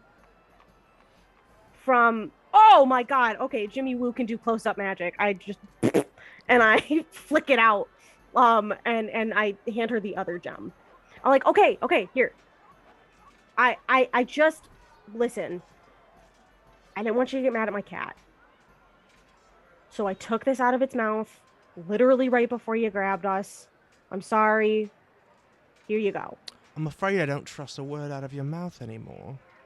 That's super fair. So if you're gonna be leaving here without us doing any more, without us getting to any more of a tiff, it seems, or calling over the constable, you're gonna have to strip. You're gonna have to leave your clothes behind.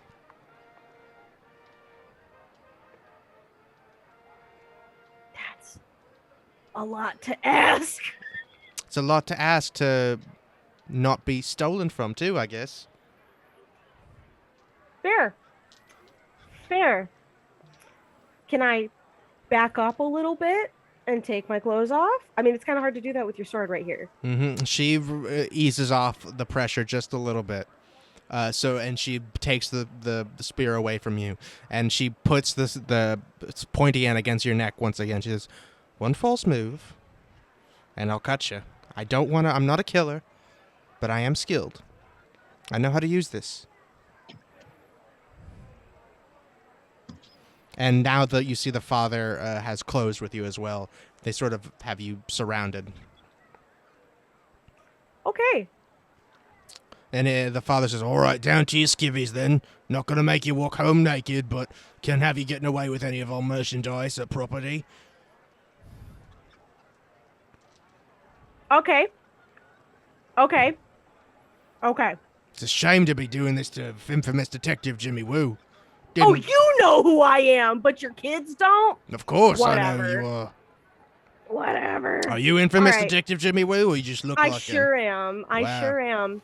Can't believe infamous Detective Jimmy Woo would be a thief. My cat's a thief. So I'm going to take off my little jacket. Mm-hmm. These guys do not believe you at all anymore. That's fair. I'm going to undo my little tie. Uh-huh. And I'm going to then choose to take my pants off. Okay. And I'm going to leave my shirt on and turn into Renesmee, the baby from Twilight. What? I don't know what that is. I would go look at my bio really quick. There's a little picture of her. Renesmee from, oh my god. The little baby from Twilight, 'cause she's really short. And if I do that, I will shrink, and she won't have the sword against me anymore. That's true. I mean, they're still standing in front of you. That's true. You are little but now. I'm much smaller now. You are much smaller. They both kind of react like, ugh. I don't know how this would work in initiative order, but I would very much like to try to run between their legs. I mean, we're out of initiative order now. You talked your way out of it. So you change. So then we're gonna have to roll initiative again if you're gonna try to run away. I'm gonna try to run away. All right, roll initiative. This time I got a 17. All right. Got that. God. Just give All me right, shit rolls. you are the first to act this time. Yes! Okay, I'm gonna try and run away between their legs. Awesome. So I assume it's gonna be a bonus action, disengage. Sure is. And then what is your movement speed?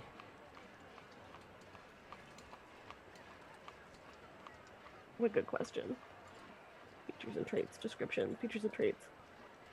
I think it's 60, but I'll double check. Hold on. Switch to battle music now. Battle music. For you running away. What is that? Like pop up on the roof of the building so that like they can't grab her. Oh, okay. Fair. Sure. Yeah. Mm-hmm. Also very fair. Okay. Someone help me. Where is movement speed? It should be at the top It's, next to your armor class. Right next to your Oh. HP and armor class, yeah. Mm-hmm. 30 feet. Oh shit. 30 feet. Okay, awesome. So let's see what we got here. Let's just be... I'm going to put this as this red thing. That's Ilaria. Let's make another one. Sorry, Asa. No, that's fine. You got to do what you got to do. But you really didn't have to do this. Oh, it's too late. This is these two. They're standing right in front of you. And where are you? Sorry, everybody else that is just not involved in this combat. I'm gonna run toward you guys, though. So. That's Asra, damn it. You're gonna put us in an initiative order. Drag We you are in. so far away from you. You do understand, like we are so pretty far far away from you. Asra, Like we are have at you least met me? 10 rounds away I from don't you. know what feet and measurements are. All right. You're right here. Your movement is 30 feet. Yes, sir. Here is a... Here, let's draw this too. There's a big old fucking building behind you. How long has it been? Because I'm only a cat for an hour. An hour? It's almost been an hour, actually. Because you started like around 7-ish when you guys first got back to town. And it's almost 8 now, actually, because it's only... Okay, so I'm gonna go like towards the front of the building and turn back into Esme there on the other side of the building. That's funny. Okay, cool. Hang on, let's put this here. Awesome. You go. Well, roll for initiative, actually, Esme. Because you're going to be involved in this too, I guess. No, I wanted to knock on the front door and ask for Ilaria. That's what I want. What's your initiative? 9. 9? Okay, cool. No, 13. Oh, It's 13. All right, good. Awesome. Said, all right, good. 13. Okay, awesome. So, 5, 10, 15, 20. Let's look back at the map here. So you are right here. Which way are you heading, Boneless? I'm heading back toward the Shady Pines, whatever the swinging sword is. Okay, cool. Yeah, that. Awesome. So, 5, 10. So 30 feet gets you here. You still have an action, though. You gonna dash? Yeah. All right, 30 more feet gets you right there. All right, next up is actually Ilaria. She is going to give chase. 15. And she is going to hurl a spear at you. No. Mm-hmm. What's your AC? 12. 12? Okay. She's not a warrior, but she is trained with this weapon. Yeah, she hits you.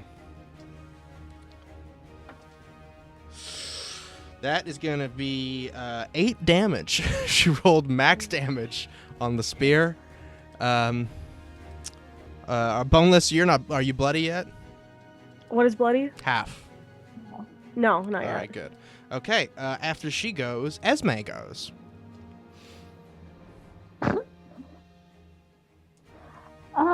Can they see me up there? Not right now. You're still on the roof currently. If you want to go out of wild shape and jump down, you can. But once you jump down, they'll probably see you, unless you go over towards a different part. Are they in front of the building or behind the? They're still at the They back? are to the left of the building, essentially. So if we go back to here, let's zoom in.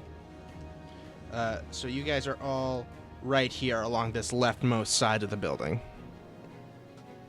Okay, I'm gonna go to the other side of the building and hop down as a cat. On this side? Well, no, just like over behind it. Okay, Yeah. gotcha. Over there. All right, cool. Yeah, just like on the opposite side of where they are. Yeah, you jump down as a cat, and what are you going to do then? And then I am going. They can't see me? No, where they I cannot am? see you. Okay, then I will turn back into Esme. Mm-hmm. And is there a door? Am I near a door? When you walk around the front, there is a door.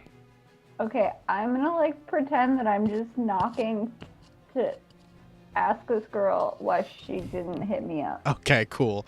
So the back door is over here. The front door is over here. Which side do you want to be going to? I mean, it's probably pretty sketchy if I go to the back door to ask why she didn't talk. Awesome. So you come around to the front and start knocking. You hear Ilaria quickly turns and looks before looking back at Boneless over here, who is sprinting away in child form. And you hear the gruff, deeper voice of her father say, "What's all this now? I'll go check it out." So he's going to come over and talk to you, presumably. And now it's his turn, I think. So, because you used your movement and to get all the way over to the door.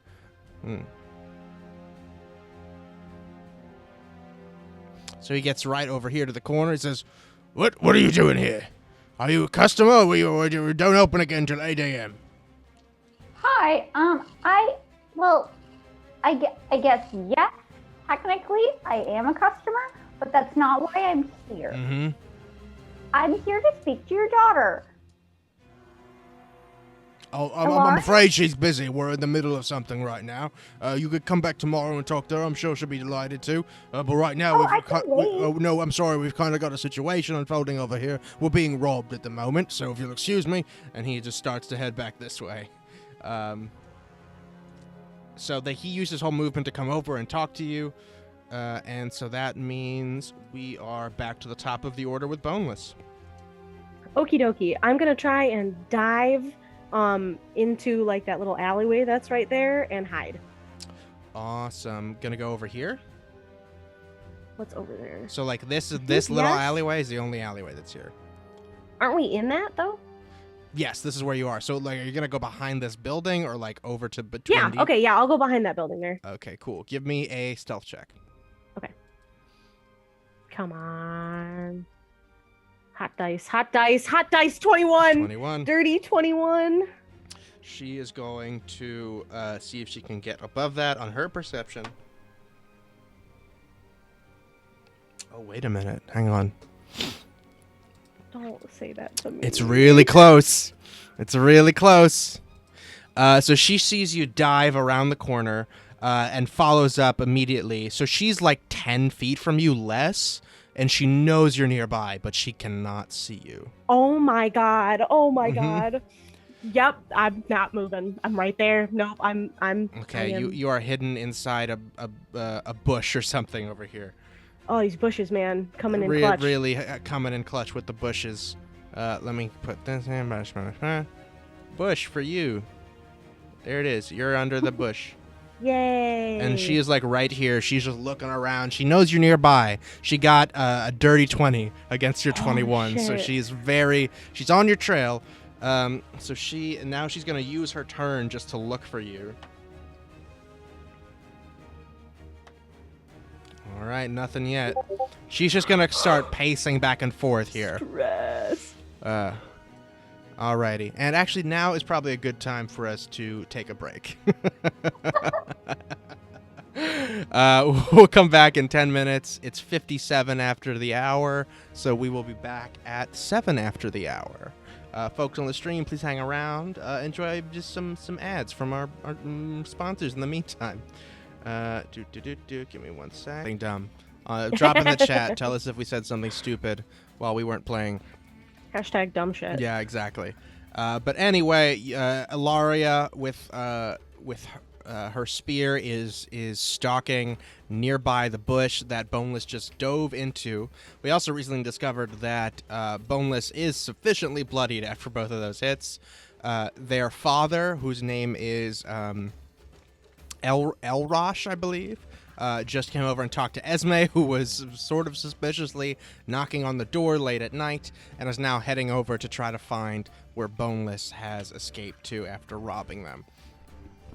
And so she just used her turn in order to try to find you. She is staying nearby because she did get very close to your stealth roll with her perception. So she's not going anywhere, but she also still doesn't know where you are. And that means it's Esme's turn now.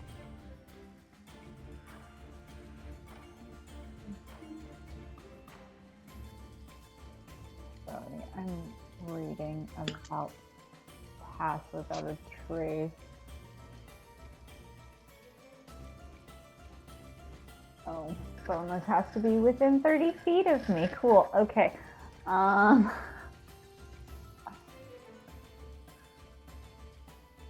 don't know how to help you right now. Now that I've fair. You. You know, that's fine. Boneless doesn't know that it was you, so they're not mad at you. They're just mad at the cat. That's true, but I feel bad. All right. How close do I have to be to healing word you, though? The other thing is you don't know where Boneless is. You were entirely on the other side of the house. And their stealth check was pretty good. Okay. I'm gonna yell back at the dad and be like, hey, wait, don't just walk away. He's like, what is it? And he's gonna keep walking, but okay. you're knocking on my door late at night. I don't owe you anything.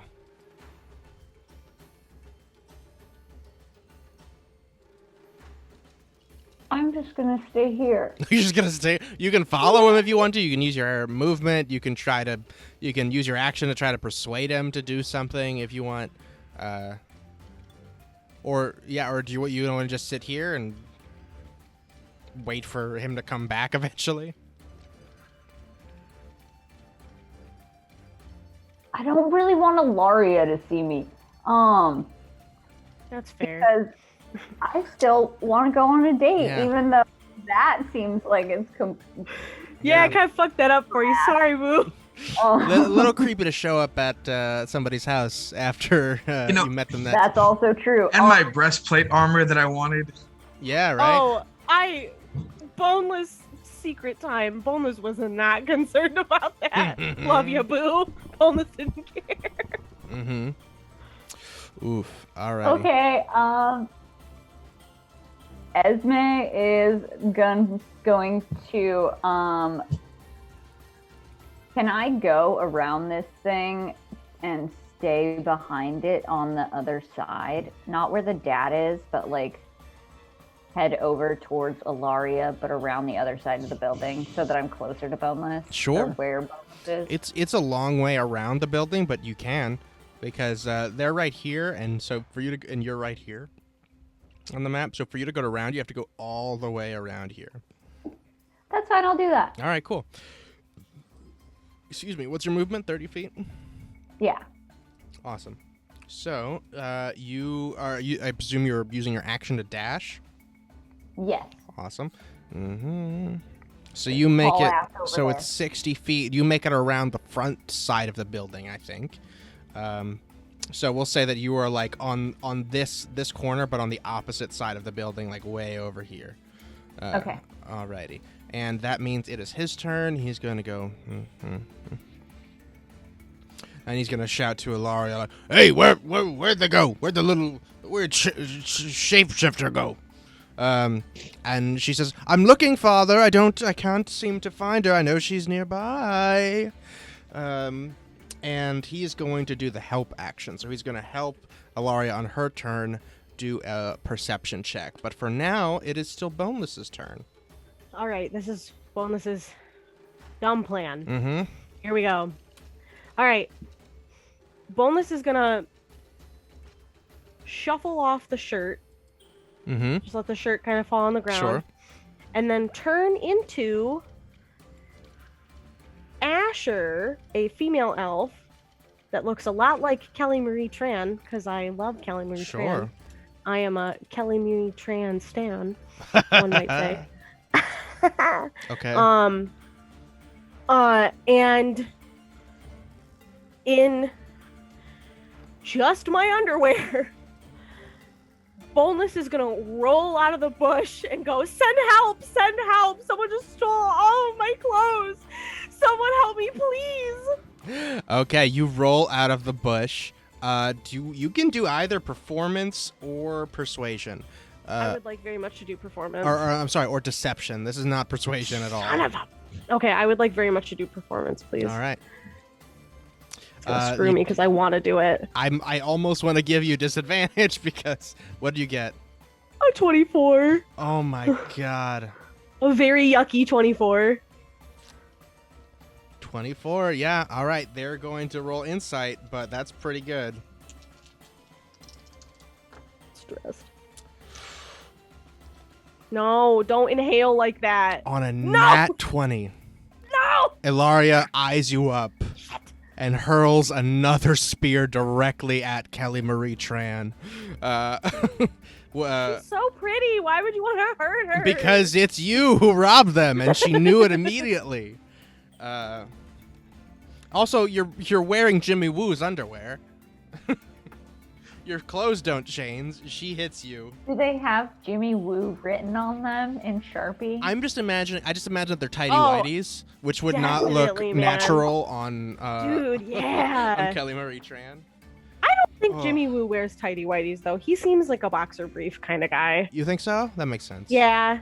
He wears like Fenties. not straight up boxers, but oh my god, he wears panties. Right? Mm-hmm. I said Fenties, like Fenty Beauty, but never mind. Oh.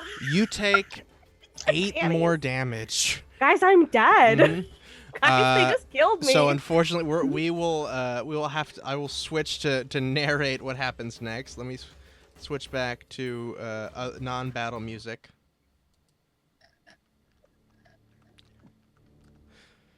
And so you are knocked unconscious, Boneless. You are beginning to bleed out. Both Ilaria and Elrosh run over to you and immediately begin doing CPR. Esme, you don't know what's happening, but when you come... Can I keep dashing? Oh, of course, yeah. You make it in, I think, about 12 seconds. You make it all around to the other side. So it takes like 2 or 3 turns, roughly. But you make it over to here. Do you want to stay far away? I don't want to, like, run right. Oh, you froze there a little bit. Stop, like, how far? Oh, sorry. Oh, am I unfrozen? Yeah. Am I back? So, okay. So if you want, you can just peek around the other side of the building if you're trying to stay hidden a little bit. Yeah, I just want to cast Healing Word on... And the range of that is 30 feet? Yeah, 60 feet. It says. Oh, 60 feet. Okay, cool. So give me a stealth roll, because I assume you don't want them to see you either. No. Oh, shit. 9. 9. So you unfortunately, you step on a twig when you are making your way close enough to do your healing word. Of course I do. However, they are pretty preoccupied, so I'm going to roll their perception with disadvantage. Why are they giving me CPR? Huh? Why They are want to giving me arrest you. They are. That's why they're preoccupied. They killed me. Because yeah, I mean they didn't want to kill you. You ran away. They just want their property back. So Fair. they are too busy doing CPR to even turn their head to look at you, Esme. So they don't notice you miraculously. Oh.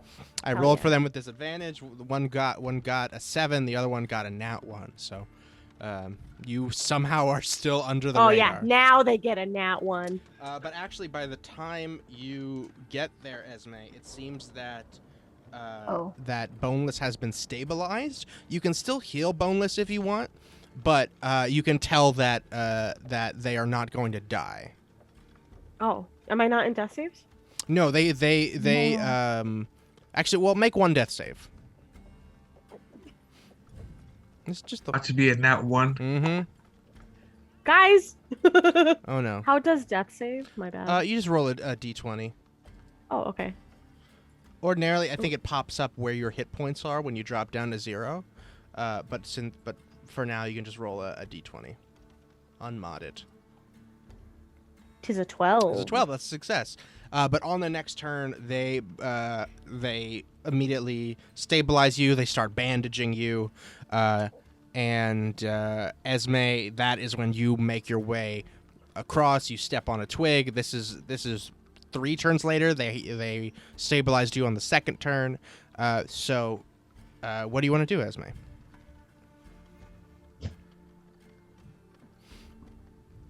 If I heal Boneless, is that, can Boneless then just like get up and dart? Is that an option? Like how? Give me an insight check. Okay. About what Boneless will probably do. No, just about what's possible in this moment. Oh, 23. 23. Okay, so you're sizing up your options right now, and here's what you think, Esme.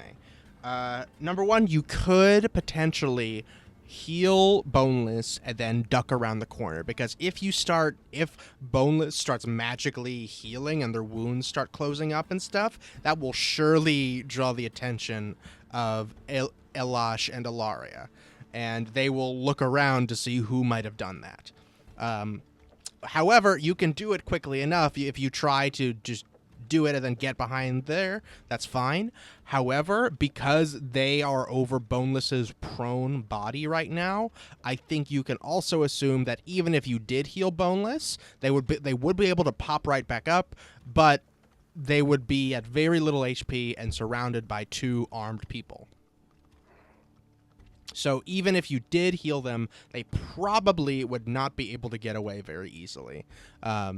And as you see, after they stabilize Boneless, they flipped them over and are beginning to like tie up their hands and stuff. So they haven't like fully secured them. So there's a chance Boneless could slip away. Let's do it. All right. Okay. So healing word. Roll your healing word. Oh shit, it's a 3. It's a 3. 3 That's total. better than nothing. Oh my gosh. Boneless appreciates it. So now give me a stealth check to make sure you can hide yourself quickly enough before they notice you.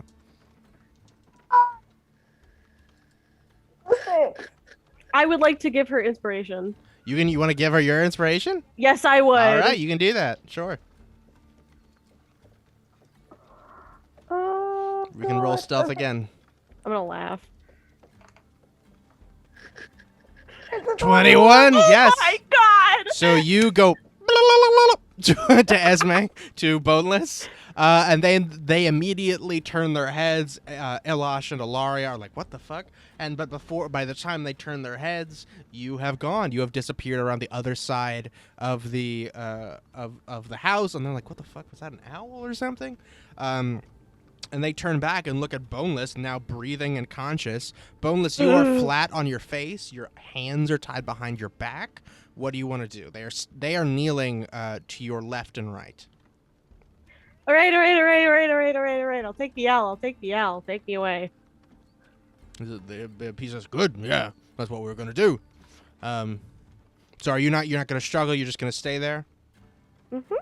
Like a good little bitch. All right, very good. They are gonna tie your feet up as well, so you can't run away again. Even better. Ooh, hell yeah, kinky.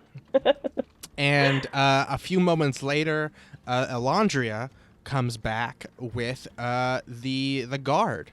The guard who you met earlier. He works for Jalessa Ornra, who is the butcher, but his name is something that I forgot. Hang on, I got it here. Jalessa Ornra. Harburk. Her name is Constable Harburk. And he shows up with two of his trusty companions, other guards, and he's like, "Hey, what's going on here? Yeah, what's the sitch? Somebody got a robbery, I heard." And they quickly explain that Boneless was robbing them and tried to escape, so they quickly apprehended them. And they essentially, we can just kind of fast forward through what happens here is It was me, Ossifer. Ossifer. They just carry you away, Boneless. The guards and Constable Harbor come over. They were still like in their butcher clothes, still blood on their aprons and stuff. They were not ready for this. So they take you back and put you in one of the holding cells in one of the buildings that Jalessa owns. So if we zoom out. All a part of the plan, guys. Don't worry. So you are locked up in jail, and one of the guards remains to watch you in your cell. So hang on, where is Jalessa's place? Jalessa Ornra Butcher. So yeah, she owns all of these 4 buildings, one of which you now realize doubles as a jail, containment for people such as yourself, you are doing Boneless. So well for yourself. Mhm. Honestly, I'm jealous. Mm-hmm. You are truly a man about town. Oh my goodness. And again, Constable Harburg does not own these buildings. This is Jalessa's buildings. He just works for Jalessa, and she lets him. You are a woman about town. Mhm. Oh my god. Yeah. She if she talks to you, she will say thank you. But she's not here. She was presumably going to bed for the night. Fuck. Okay. She's just the butcher. She employs Harburg. Saying things. Yes, of course. And unfortunately, Boneless is in jail. And that's where we have to leave Boneless. Is there anything Gewayne, Asra, you guys are doing? Esme, you watch all this happen safely from a distance. Is there anything you want to do at the Tantor Smithy when you see all this unfolding? I don't think I'm ever going to come here again. They didn't know you were there, so you know. Just saying, the window's open. You go get your stick. Oh, They're gonna and think also I took Boneless, it. they took all of your gold. Oh, for my pants? Yes, from your pants. Oh, that's they fine. left you your weapons and stuff and everything else, but they assumed that all the gold that you had on you was theirs that you took, in addition to. It wasn't really mine. Let's all be honest. Exactly, you stole it from your friends or from other people. So they took all of your gold, but they left you your armor and your weapons, which you don't have on you, but that the police have in their custody. The police, Fair. the constables, the constabulary. Okay, so yeah, Esme, is there anything you want to do? You can just watch this all happen from a distance, and then do you want to go and tell Gewayne and Asra what happened? Okay. That is my next move. I'm going to tell Asra and Gewayne and Mako. And what this all happens in the span of like less than 20 minutes because it takes Boneless. It only took Boneless like maybe 5 minutes to get in, to find the gemstone and get it out. And then for Esme and Catform to cause that alarm to sound. So it took maybe like 10 more minutes for the guards to show up. So Boneless is already in jail. Less than 30 minutes after breaking into the house and to begin with. So Asra and Gewayne, is there anything that you guys think you're doing in that time? You met up. We went to go make sure Helver Tarnlar was good. We went to go make sure that he was not injured, he was not thing, and if he was bleeding out, I would stabilize him at the very least and get him out of the ruin of his shop. Okay, very good. Awesome. So you guys go back to Helver Tarnlar's place. He is still inside. It's very dark in there, but you have dark vision. Dark vision. Yes, you do. So I'm gonna use my Eyes of Night to give Gewayne dark vision and Mako. Mako dark vision. Awesome. All three of you stand looking in the window with your dark vision. You see him inside. He has lit a couple candles to provide some very dim light in there. But you see him, he's just like sitting in with his back up against the front desk counter with his head in his hands. Just like, oh no, this is quite undecorous. I will have to close down for at least a day to fix all this. I cannot have customers seeing the shop in such a form. Maybe we could do some type of window service. He's just talking to himself. Gewayne 100% just like looks around kind of nervously and then taps on the window. He goes, I brought help. I saw something was happening inside. I brought help. Are you okay? And he rolls away and goes to and kind of cowers behind the front desk, and he peeks his eyes out to look at you from behind the front desk. No, it's okay. We're here to help you. Did you get hurt? You see he actually does have a bandage around his head from the force damage that he took. It was just one force damage, but like he still needs a bandage because he was bleeding and he has a little bruise there. Give me a persuasion check with disadvantage, Gewayne.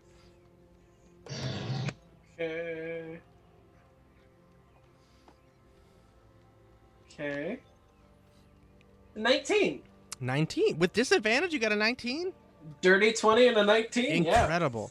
Yeah. You see him very slowly poke more of his head out and then his neck, and then he stands up and kind of brushes himself off and adjusts his coat, his blazer, and he comes over to the door, and he with his facade fully up again, he says, "Hello. I'm afraid we're closed for the evening. What can I help you with?"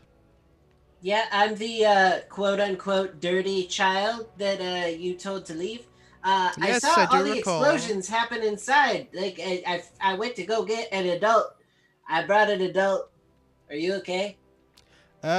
He touches his head and he says, I was injured slightly in the explosions, but I seem to be recovering well." Okay. Pardon me, sir. May I please take a look at your head? If It may not be much, but I have some expertise in medicine. If you so choose, sure. You want to do a medicine check, or are you just gonna try to heal him? I'm gonna give him a medicine check. Yeah. All right, cool. For right now. Mm-hmm. Can Mako give me advantage? Yeah. Mm-hmm. Okay. That first one was a 10. The second one was also a 10. Okay. Wow. Both fives. Like.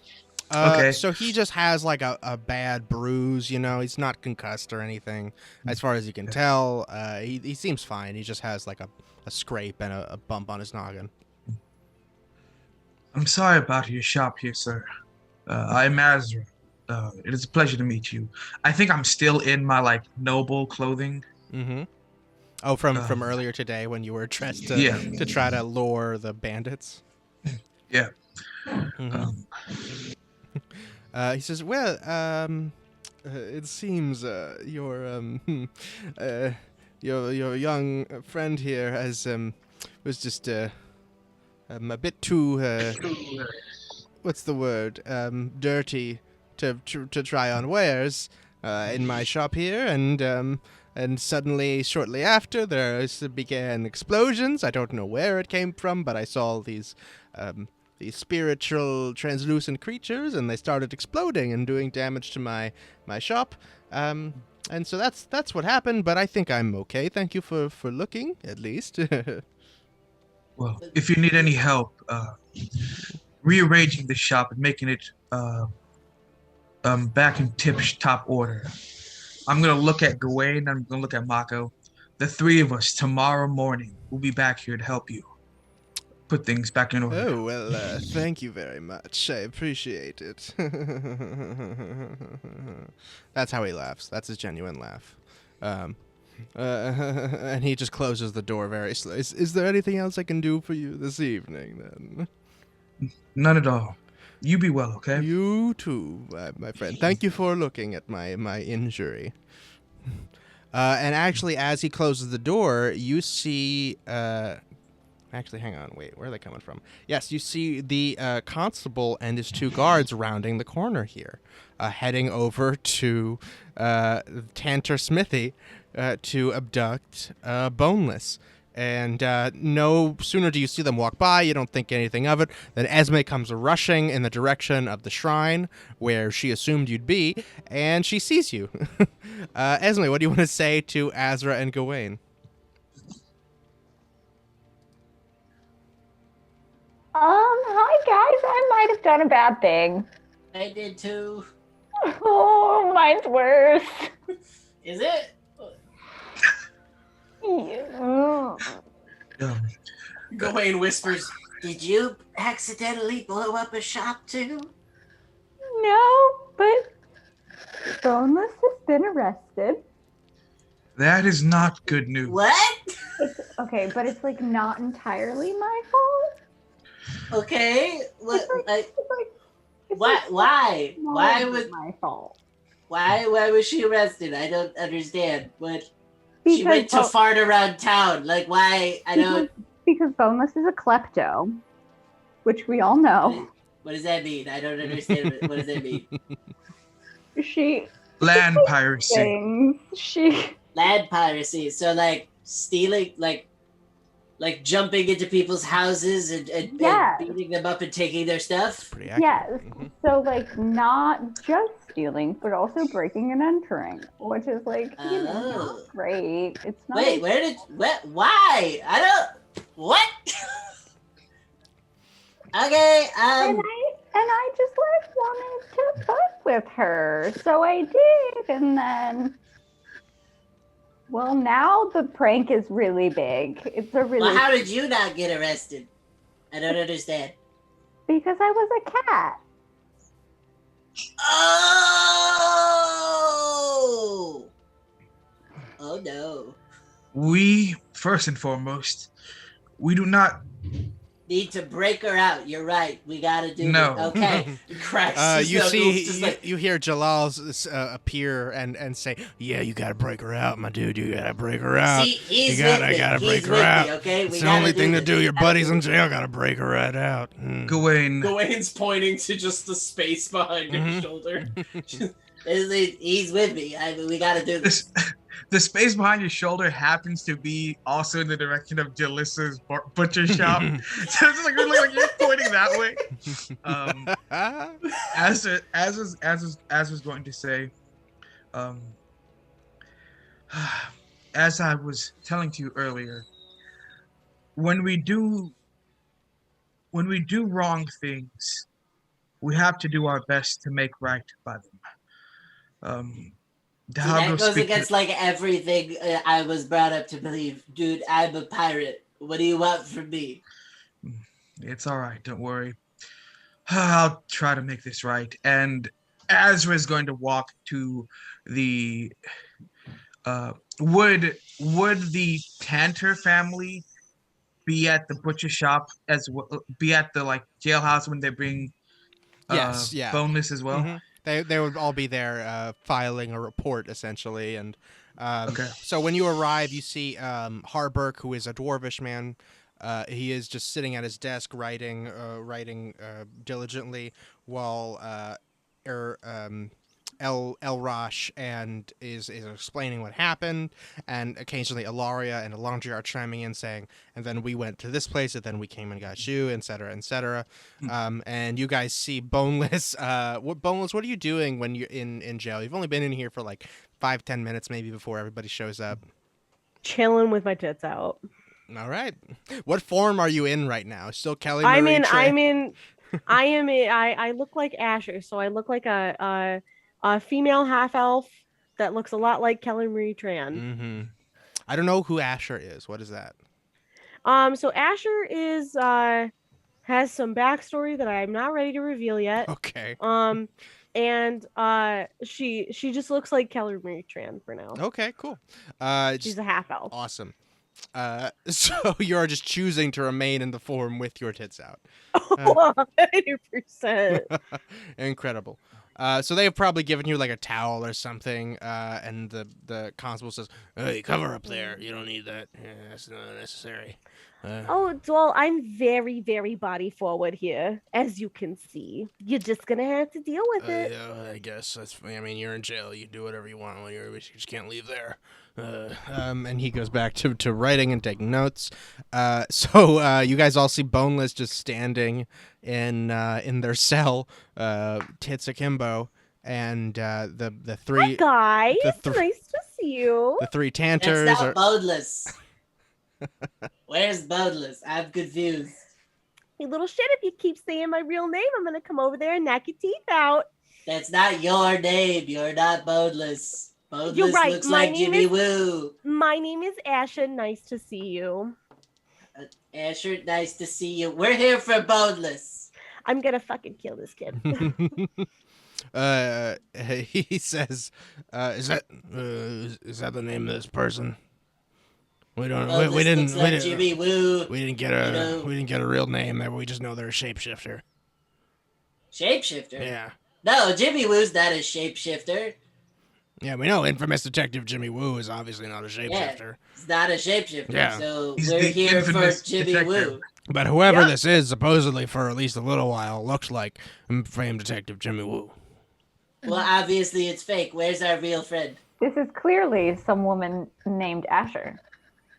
We have reports Where's from Jimmy Woo, from- aka my friend Boneless? from two individuals that this person that once formerly looked like Jimmy Woo turned into another creature that looked like a small vampire child, and then immediately turned into this other character that looks like a beautiful Asian woman. Okay. That's right. Mm-hmm. And Gewayne is actually going to mentally link with Boneless, or with this Asher. person, Asher, that Kelly he's Marie never Tran. met. Mm-hmm. Is just gonna be like, So who are you, by the way? And in the Jimmy Woo voice, I'm gonna be like, all right, listen, buddy, it's me.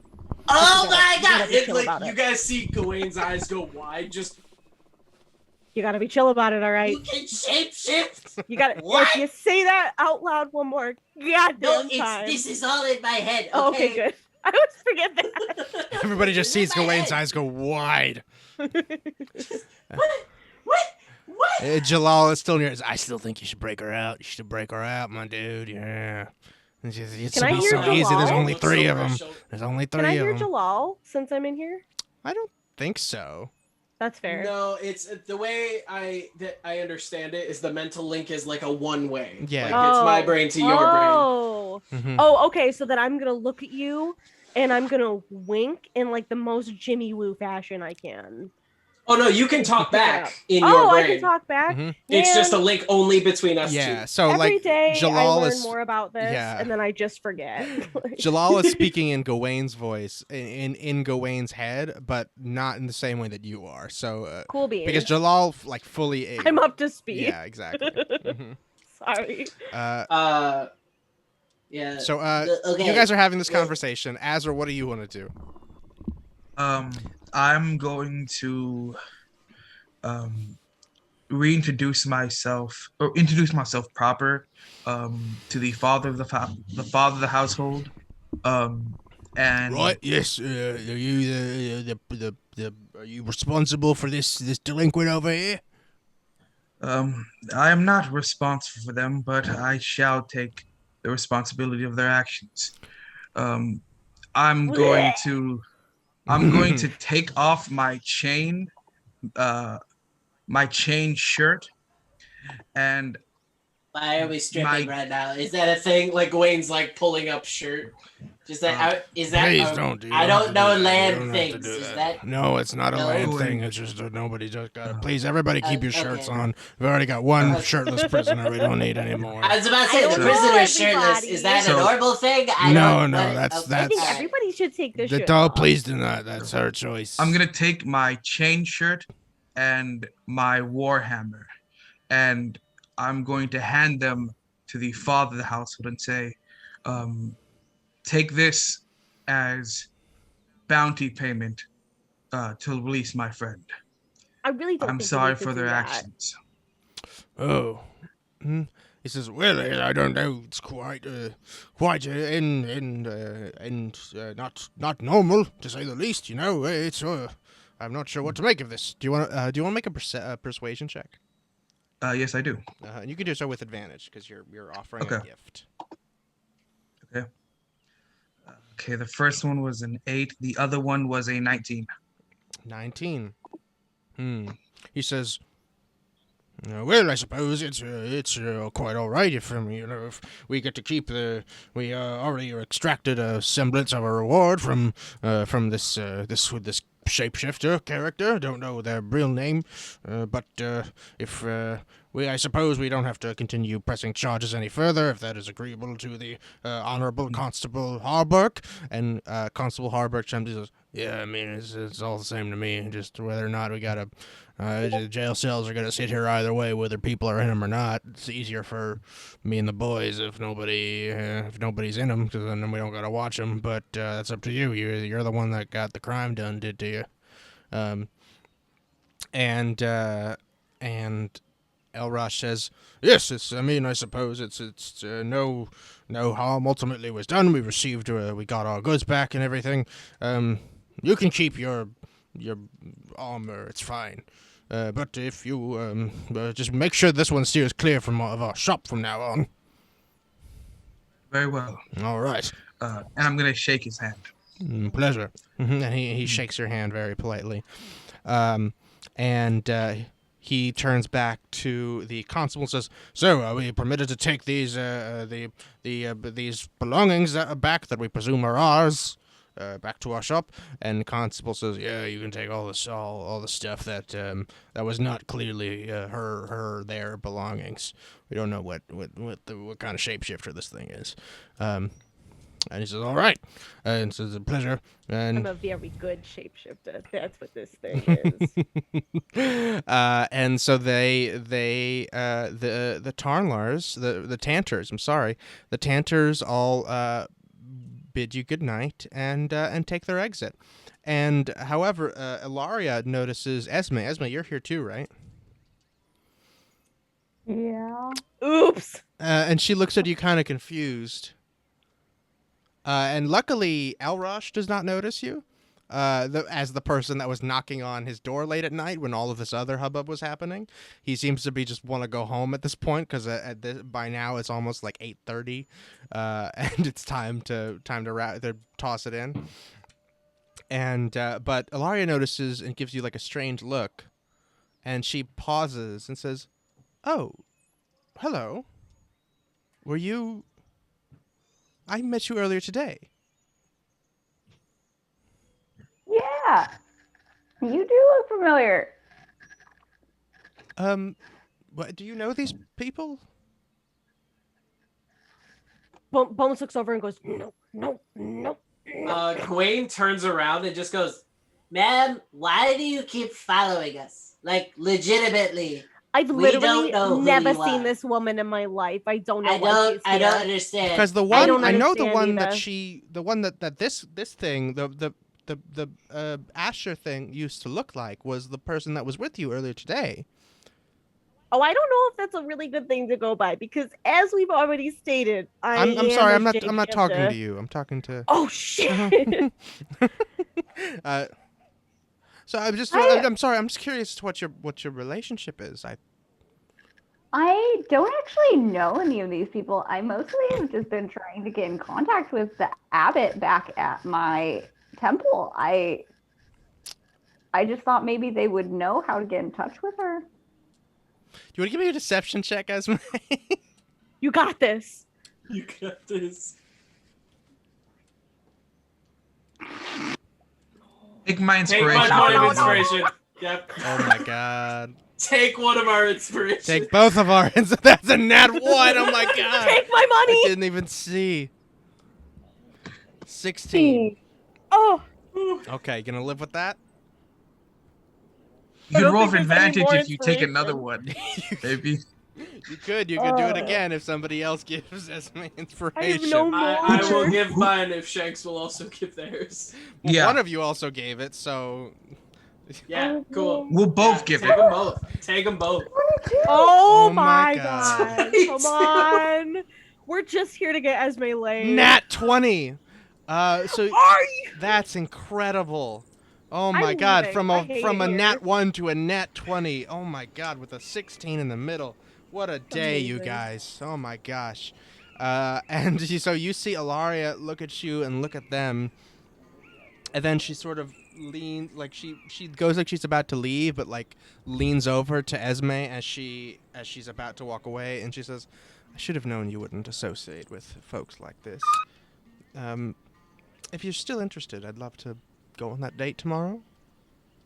Definitely. Do you happen to know how to get in touch with the abbot of my temple? I don't think so. I mean, I live in this town. I'm not familiar with many other temples or abbots. You could always try to send a raven or hire a messenger. Awesome, thanks. Certainly. I'll see you tomorrow, say around 7:30. Definitely. Delightful. I'll see you then. And she smiles at you and walks out.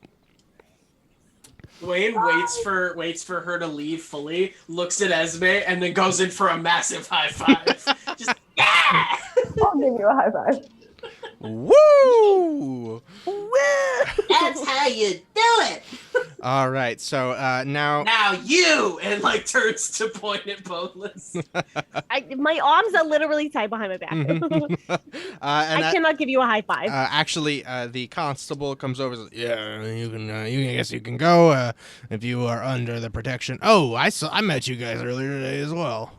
You guys. Yep. Are you guys? You do anything about the whatchamacallit, the bandits out on the road? The fake pirates. Yeah, we took care of them. Oh, you They're did? an improv troupe now. Yeah. They're actors. improv. I don't even. So, My but friend they're gone. Asra changed their ways. That's impressive. Wow, this is just It was pretty cool. It was cool. Well, thank you. I met a bear. I rode a bear. It was cool. That's incredible. Well, I suppose well, you have earned my favor at least. So, I suppose I can trust you to watch over this one. Don't let her out of your sight. Let it out of your sight. I'm sorry, I don't know what you are. And he addresses Boneless. Anything you want me to be, sweetheart. Okay, now what? Let's go. I don't want that for sure. And he says, "Well, if I have your word, you'll keep an eye on this one. Then I thank you for your service, and hopefully we can work together again." And I do. Gewayne is gonna lean towards Mako and just be like, Would this count as erotic? My boobs? This No. situation, is this erotic? Mako says, "I like to think so." Okay, cool. Yeah. We're in the Oh, same no. place. Mako is watching this exchange between Asra and the constable as intensely as you are, Gewayne. Like, he's clearly of the same mind, like, now kiss. Like, you don't have to do an insight check to see that that's what he's thinking. All right, I want to say that me and Mako literally say "now kiss" in our mind link. Yeah, you do, for sure. At the same time, just you're not even looking at each other, you're just looking at them. and then there's this moment of And but again, to them at least, there is no it doesn't seem to be romantic or sexual at all. Unless you want it to be Asra, but you're not getting any vibes from Constable Harburg. So he just gives you a polite nod, and he unlocks the cage for Boneless. He cuts your ties loose, Boneless, and he says, "All right, you stay out of trouble, okay?" Well, I'll do my best, doll. Thanks. All right. Did you help with the bandit situation as well, then? I sure did. Well, I suppose I owe you some thanks as well. I guess. Well, if I'm not great with thanks, but there is a 50 gold stipend for dealing with that. If you want to come by the office tomorrow, not you. He says to Boneless. He says, if any of you three want to come by, I can give you the stipend. Well, it's been a long. Should we give like code words because she could shapeshift? Like, how would you know it's not them? I grab Gewayne and I'm like, all right, it's time to go. He's like, oh god. He's like, he shows you out and closes the door behind you. My code word is peaches. I'm gonna fucking kill this kid. And you guys are all together and free at last once again for the evening. Is everybody just down to go home and call it a night? Yeah, I think Gewayne the whole way back is just like, Okay, so what do you really look like? Like what do you look like? I Normally. lean down to Gewayne and I say, "You're the only person that's gonna know this. All right? I don't know Okay. what my original form is, but if you tell anybody, they're not gonna believe you." And then I turn back into Jimmy Woo. Jimmy Woo, yeah. I'm cool with it. Amazing, and with a failed heist and an accidental almost B&E by Gewayne, it was truly an eventful night. So I think let's call it there before anybody gets into more trouble. Thank you guys so much for playing. I appreciate it.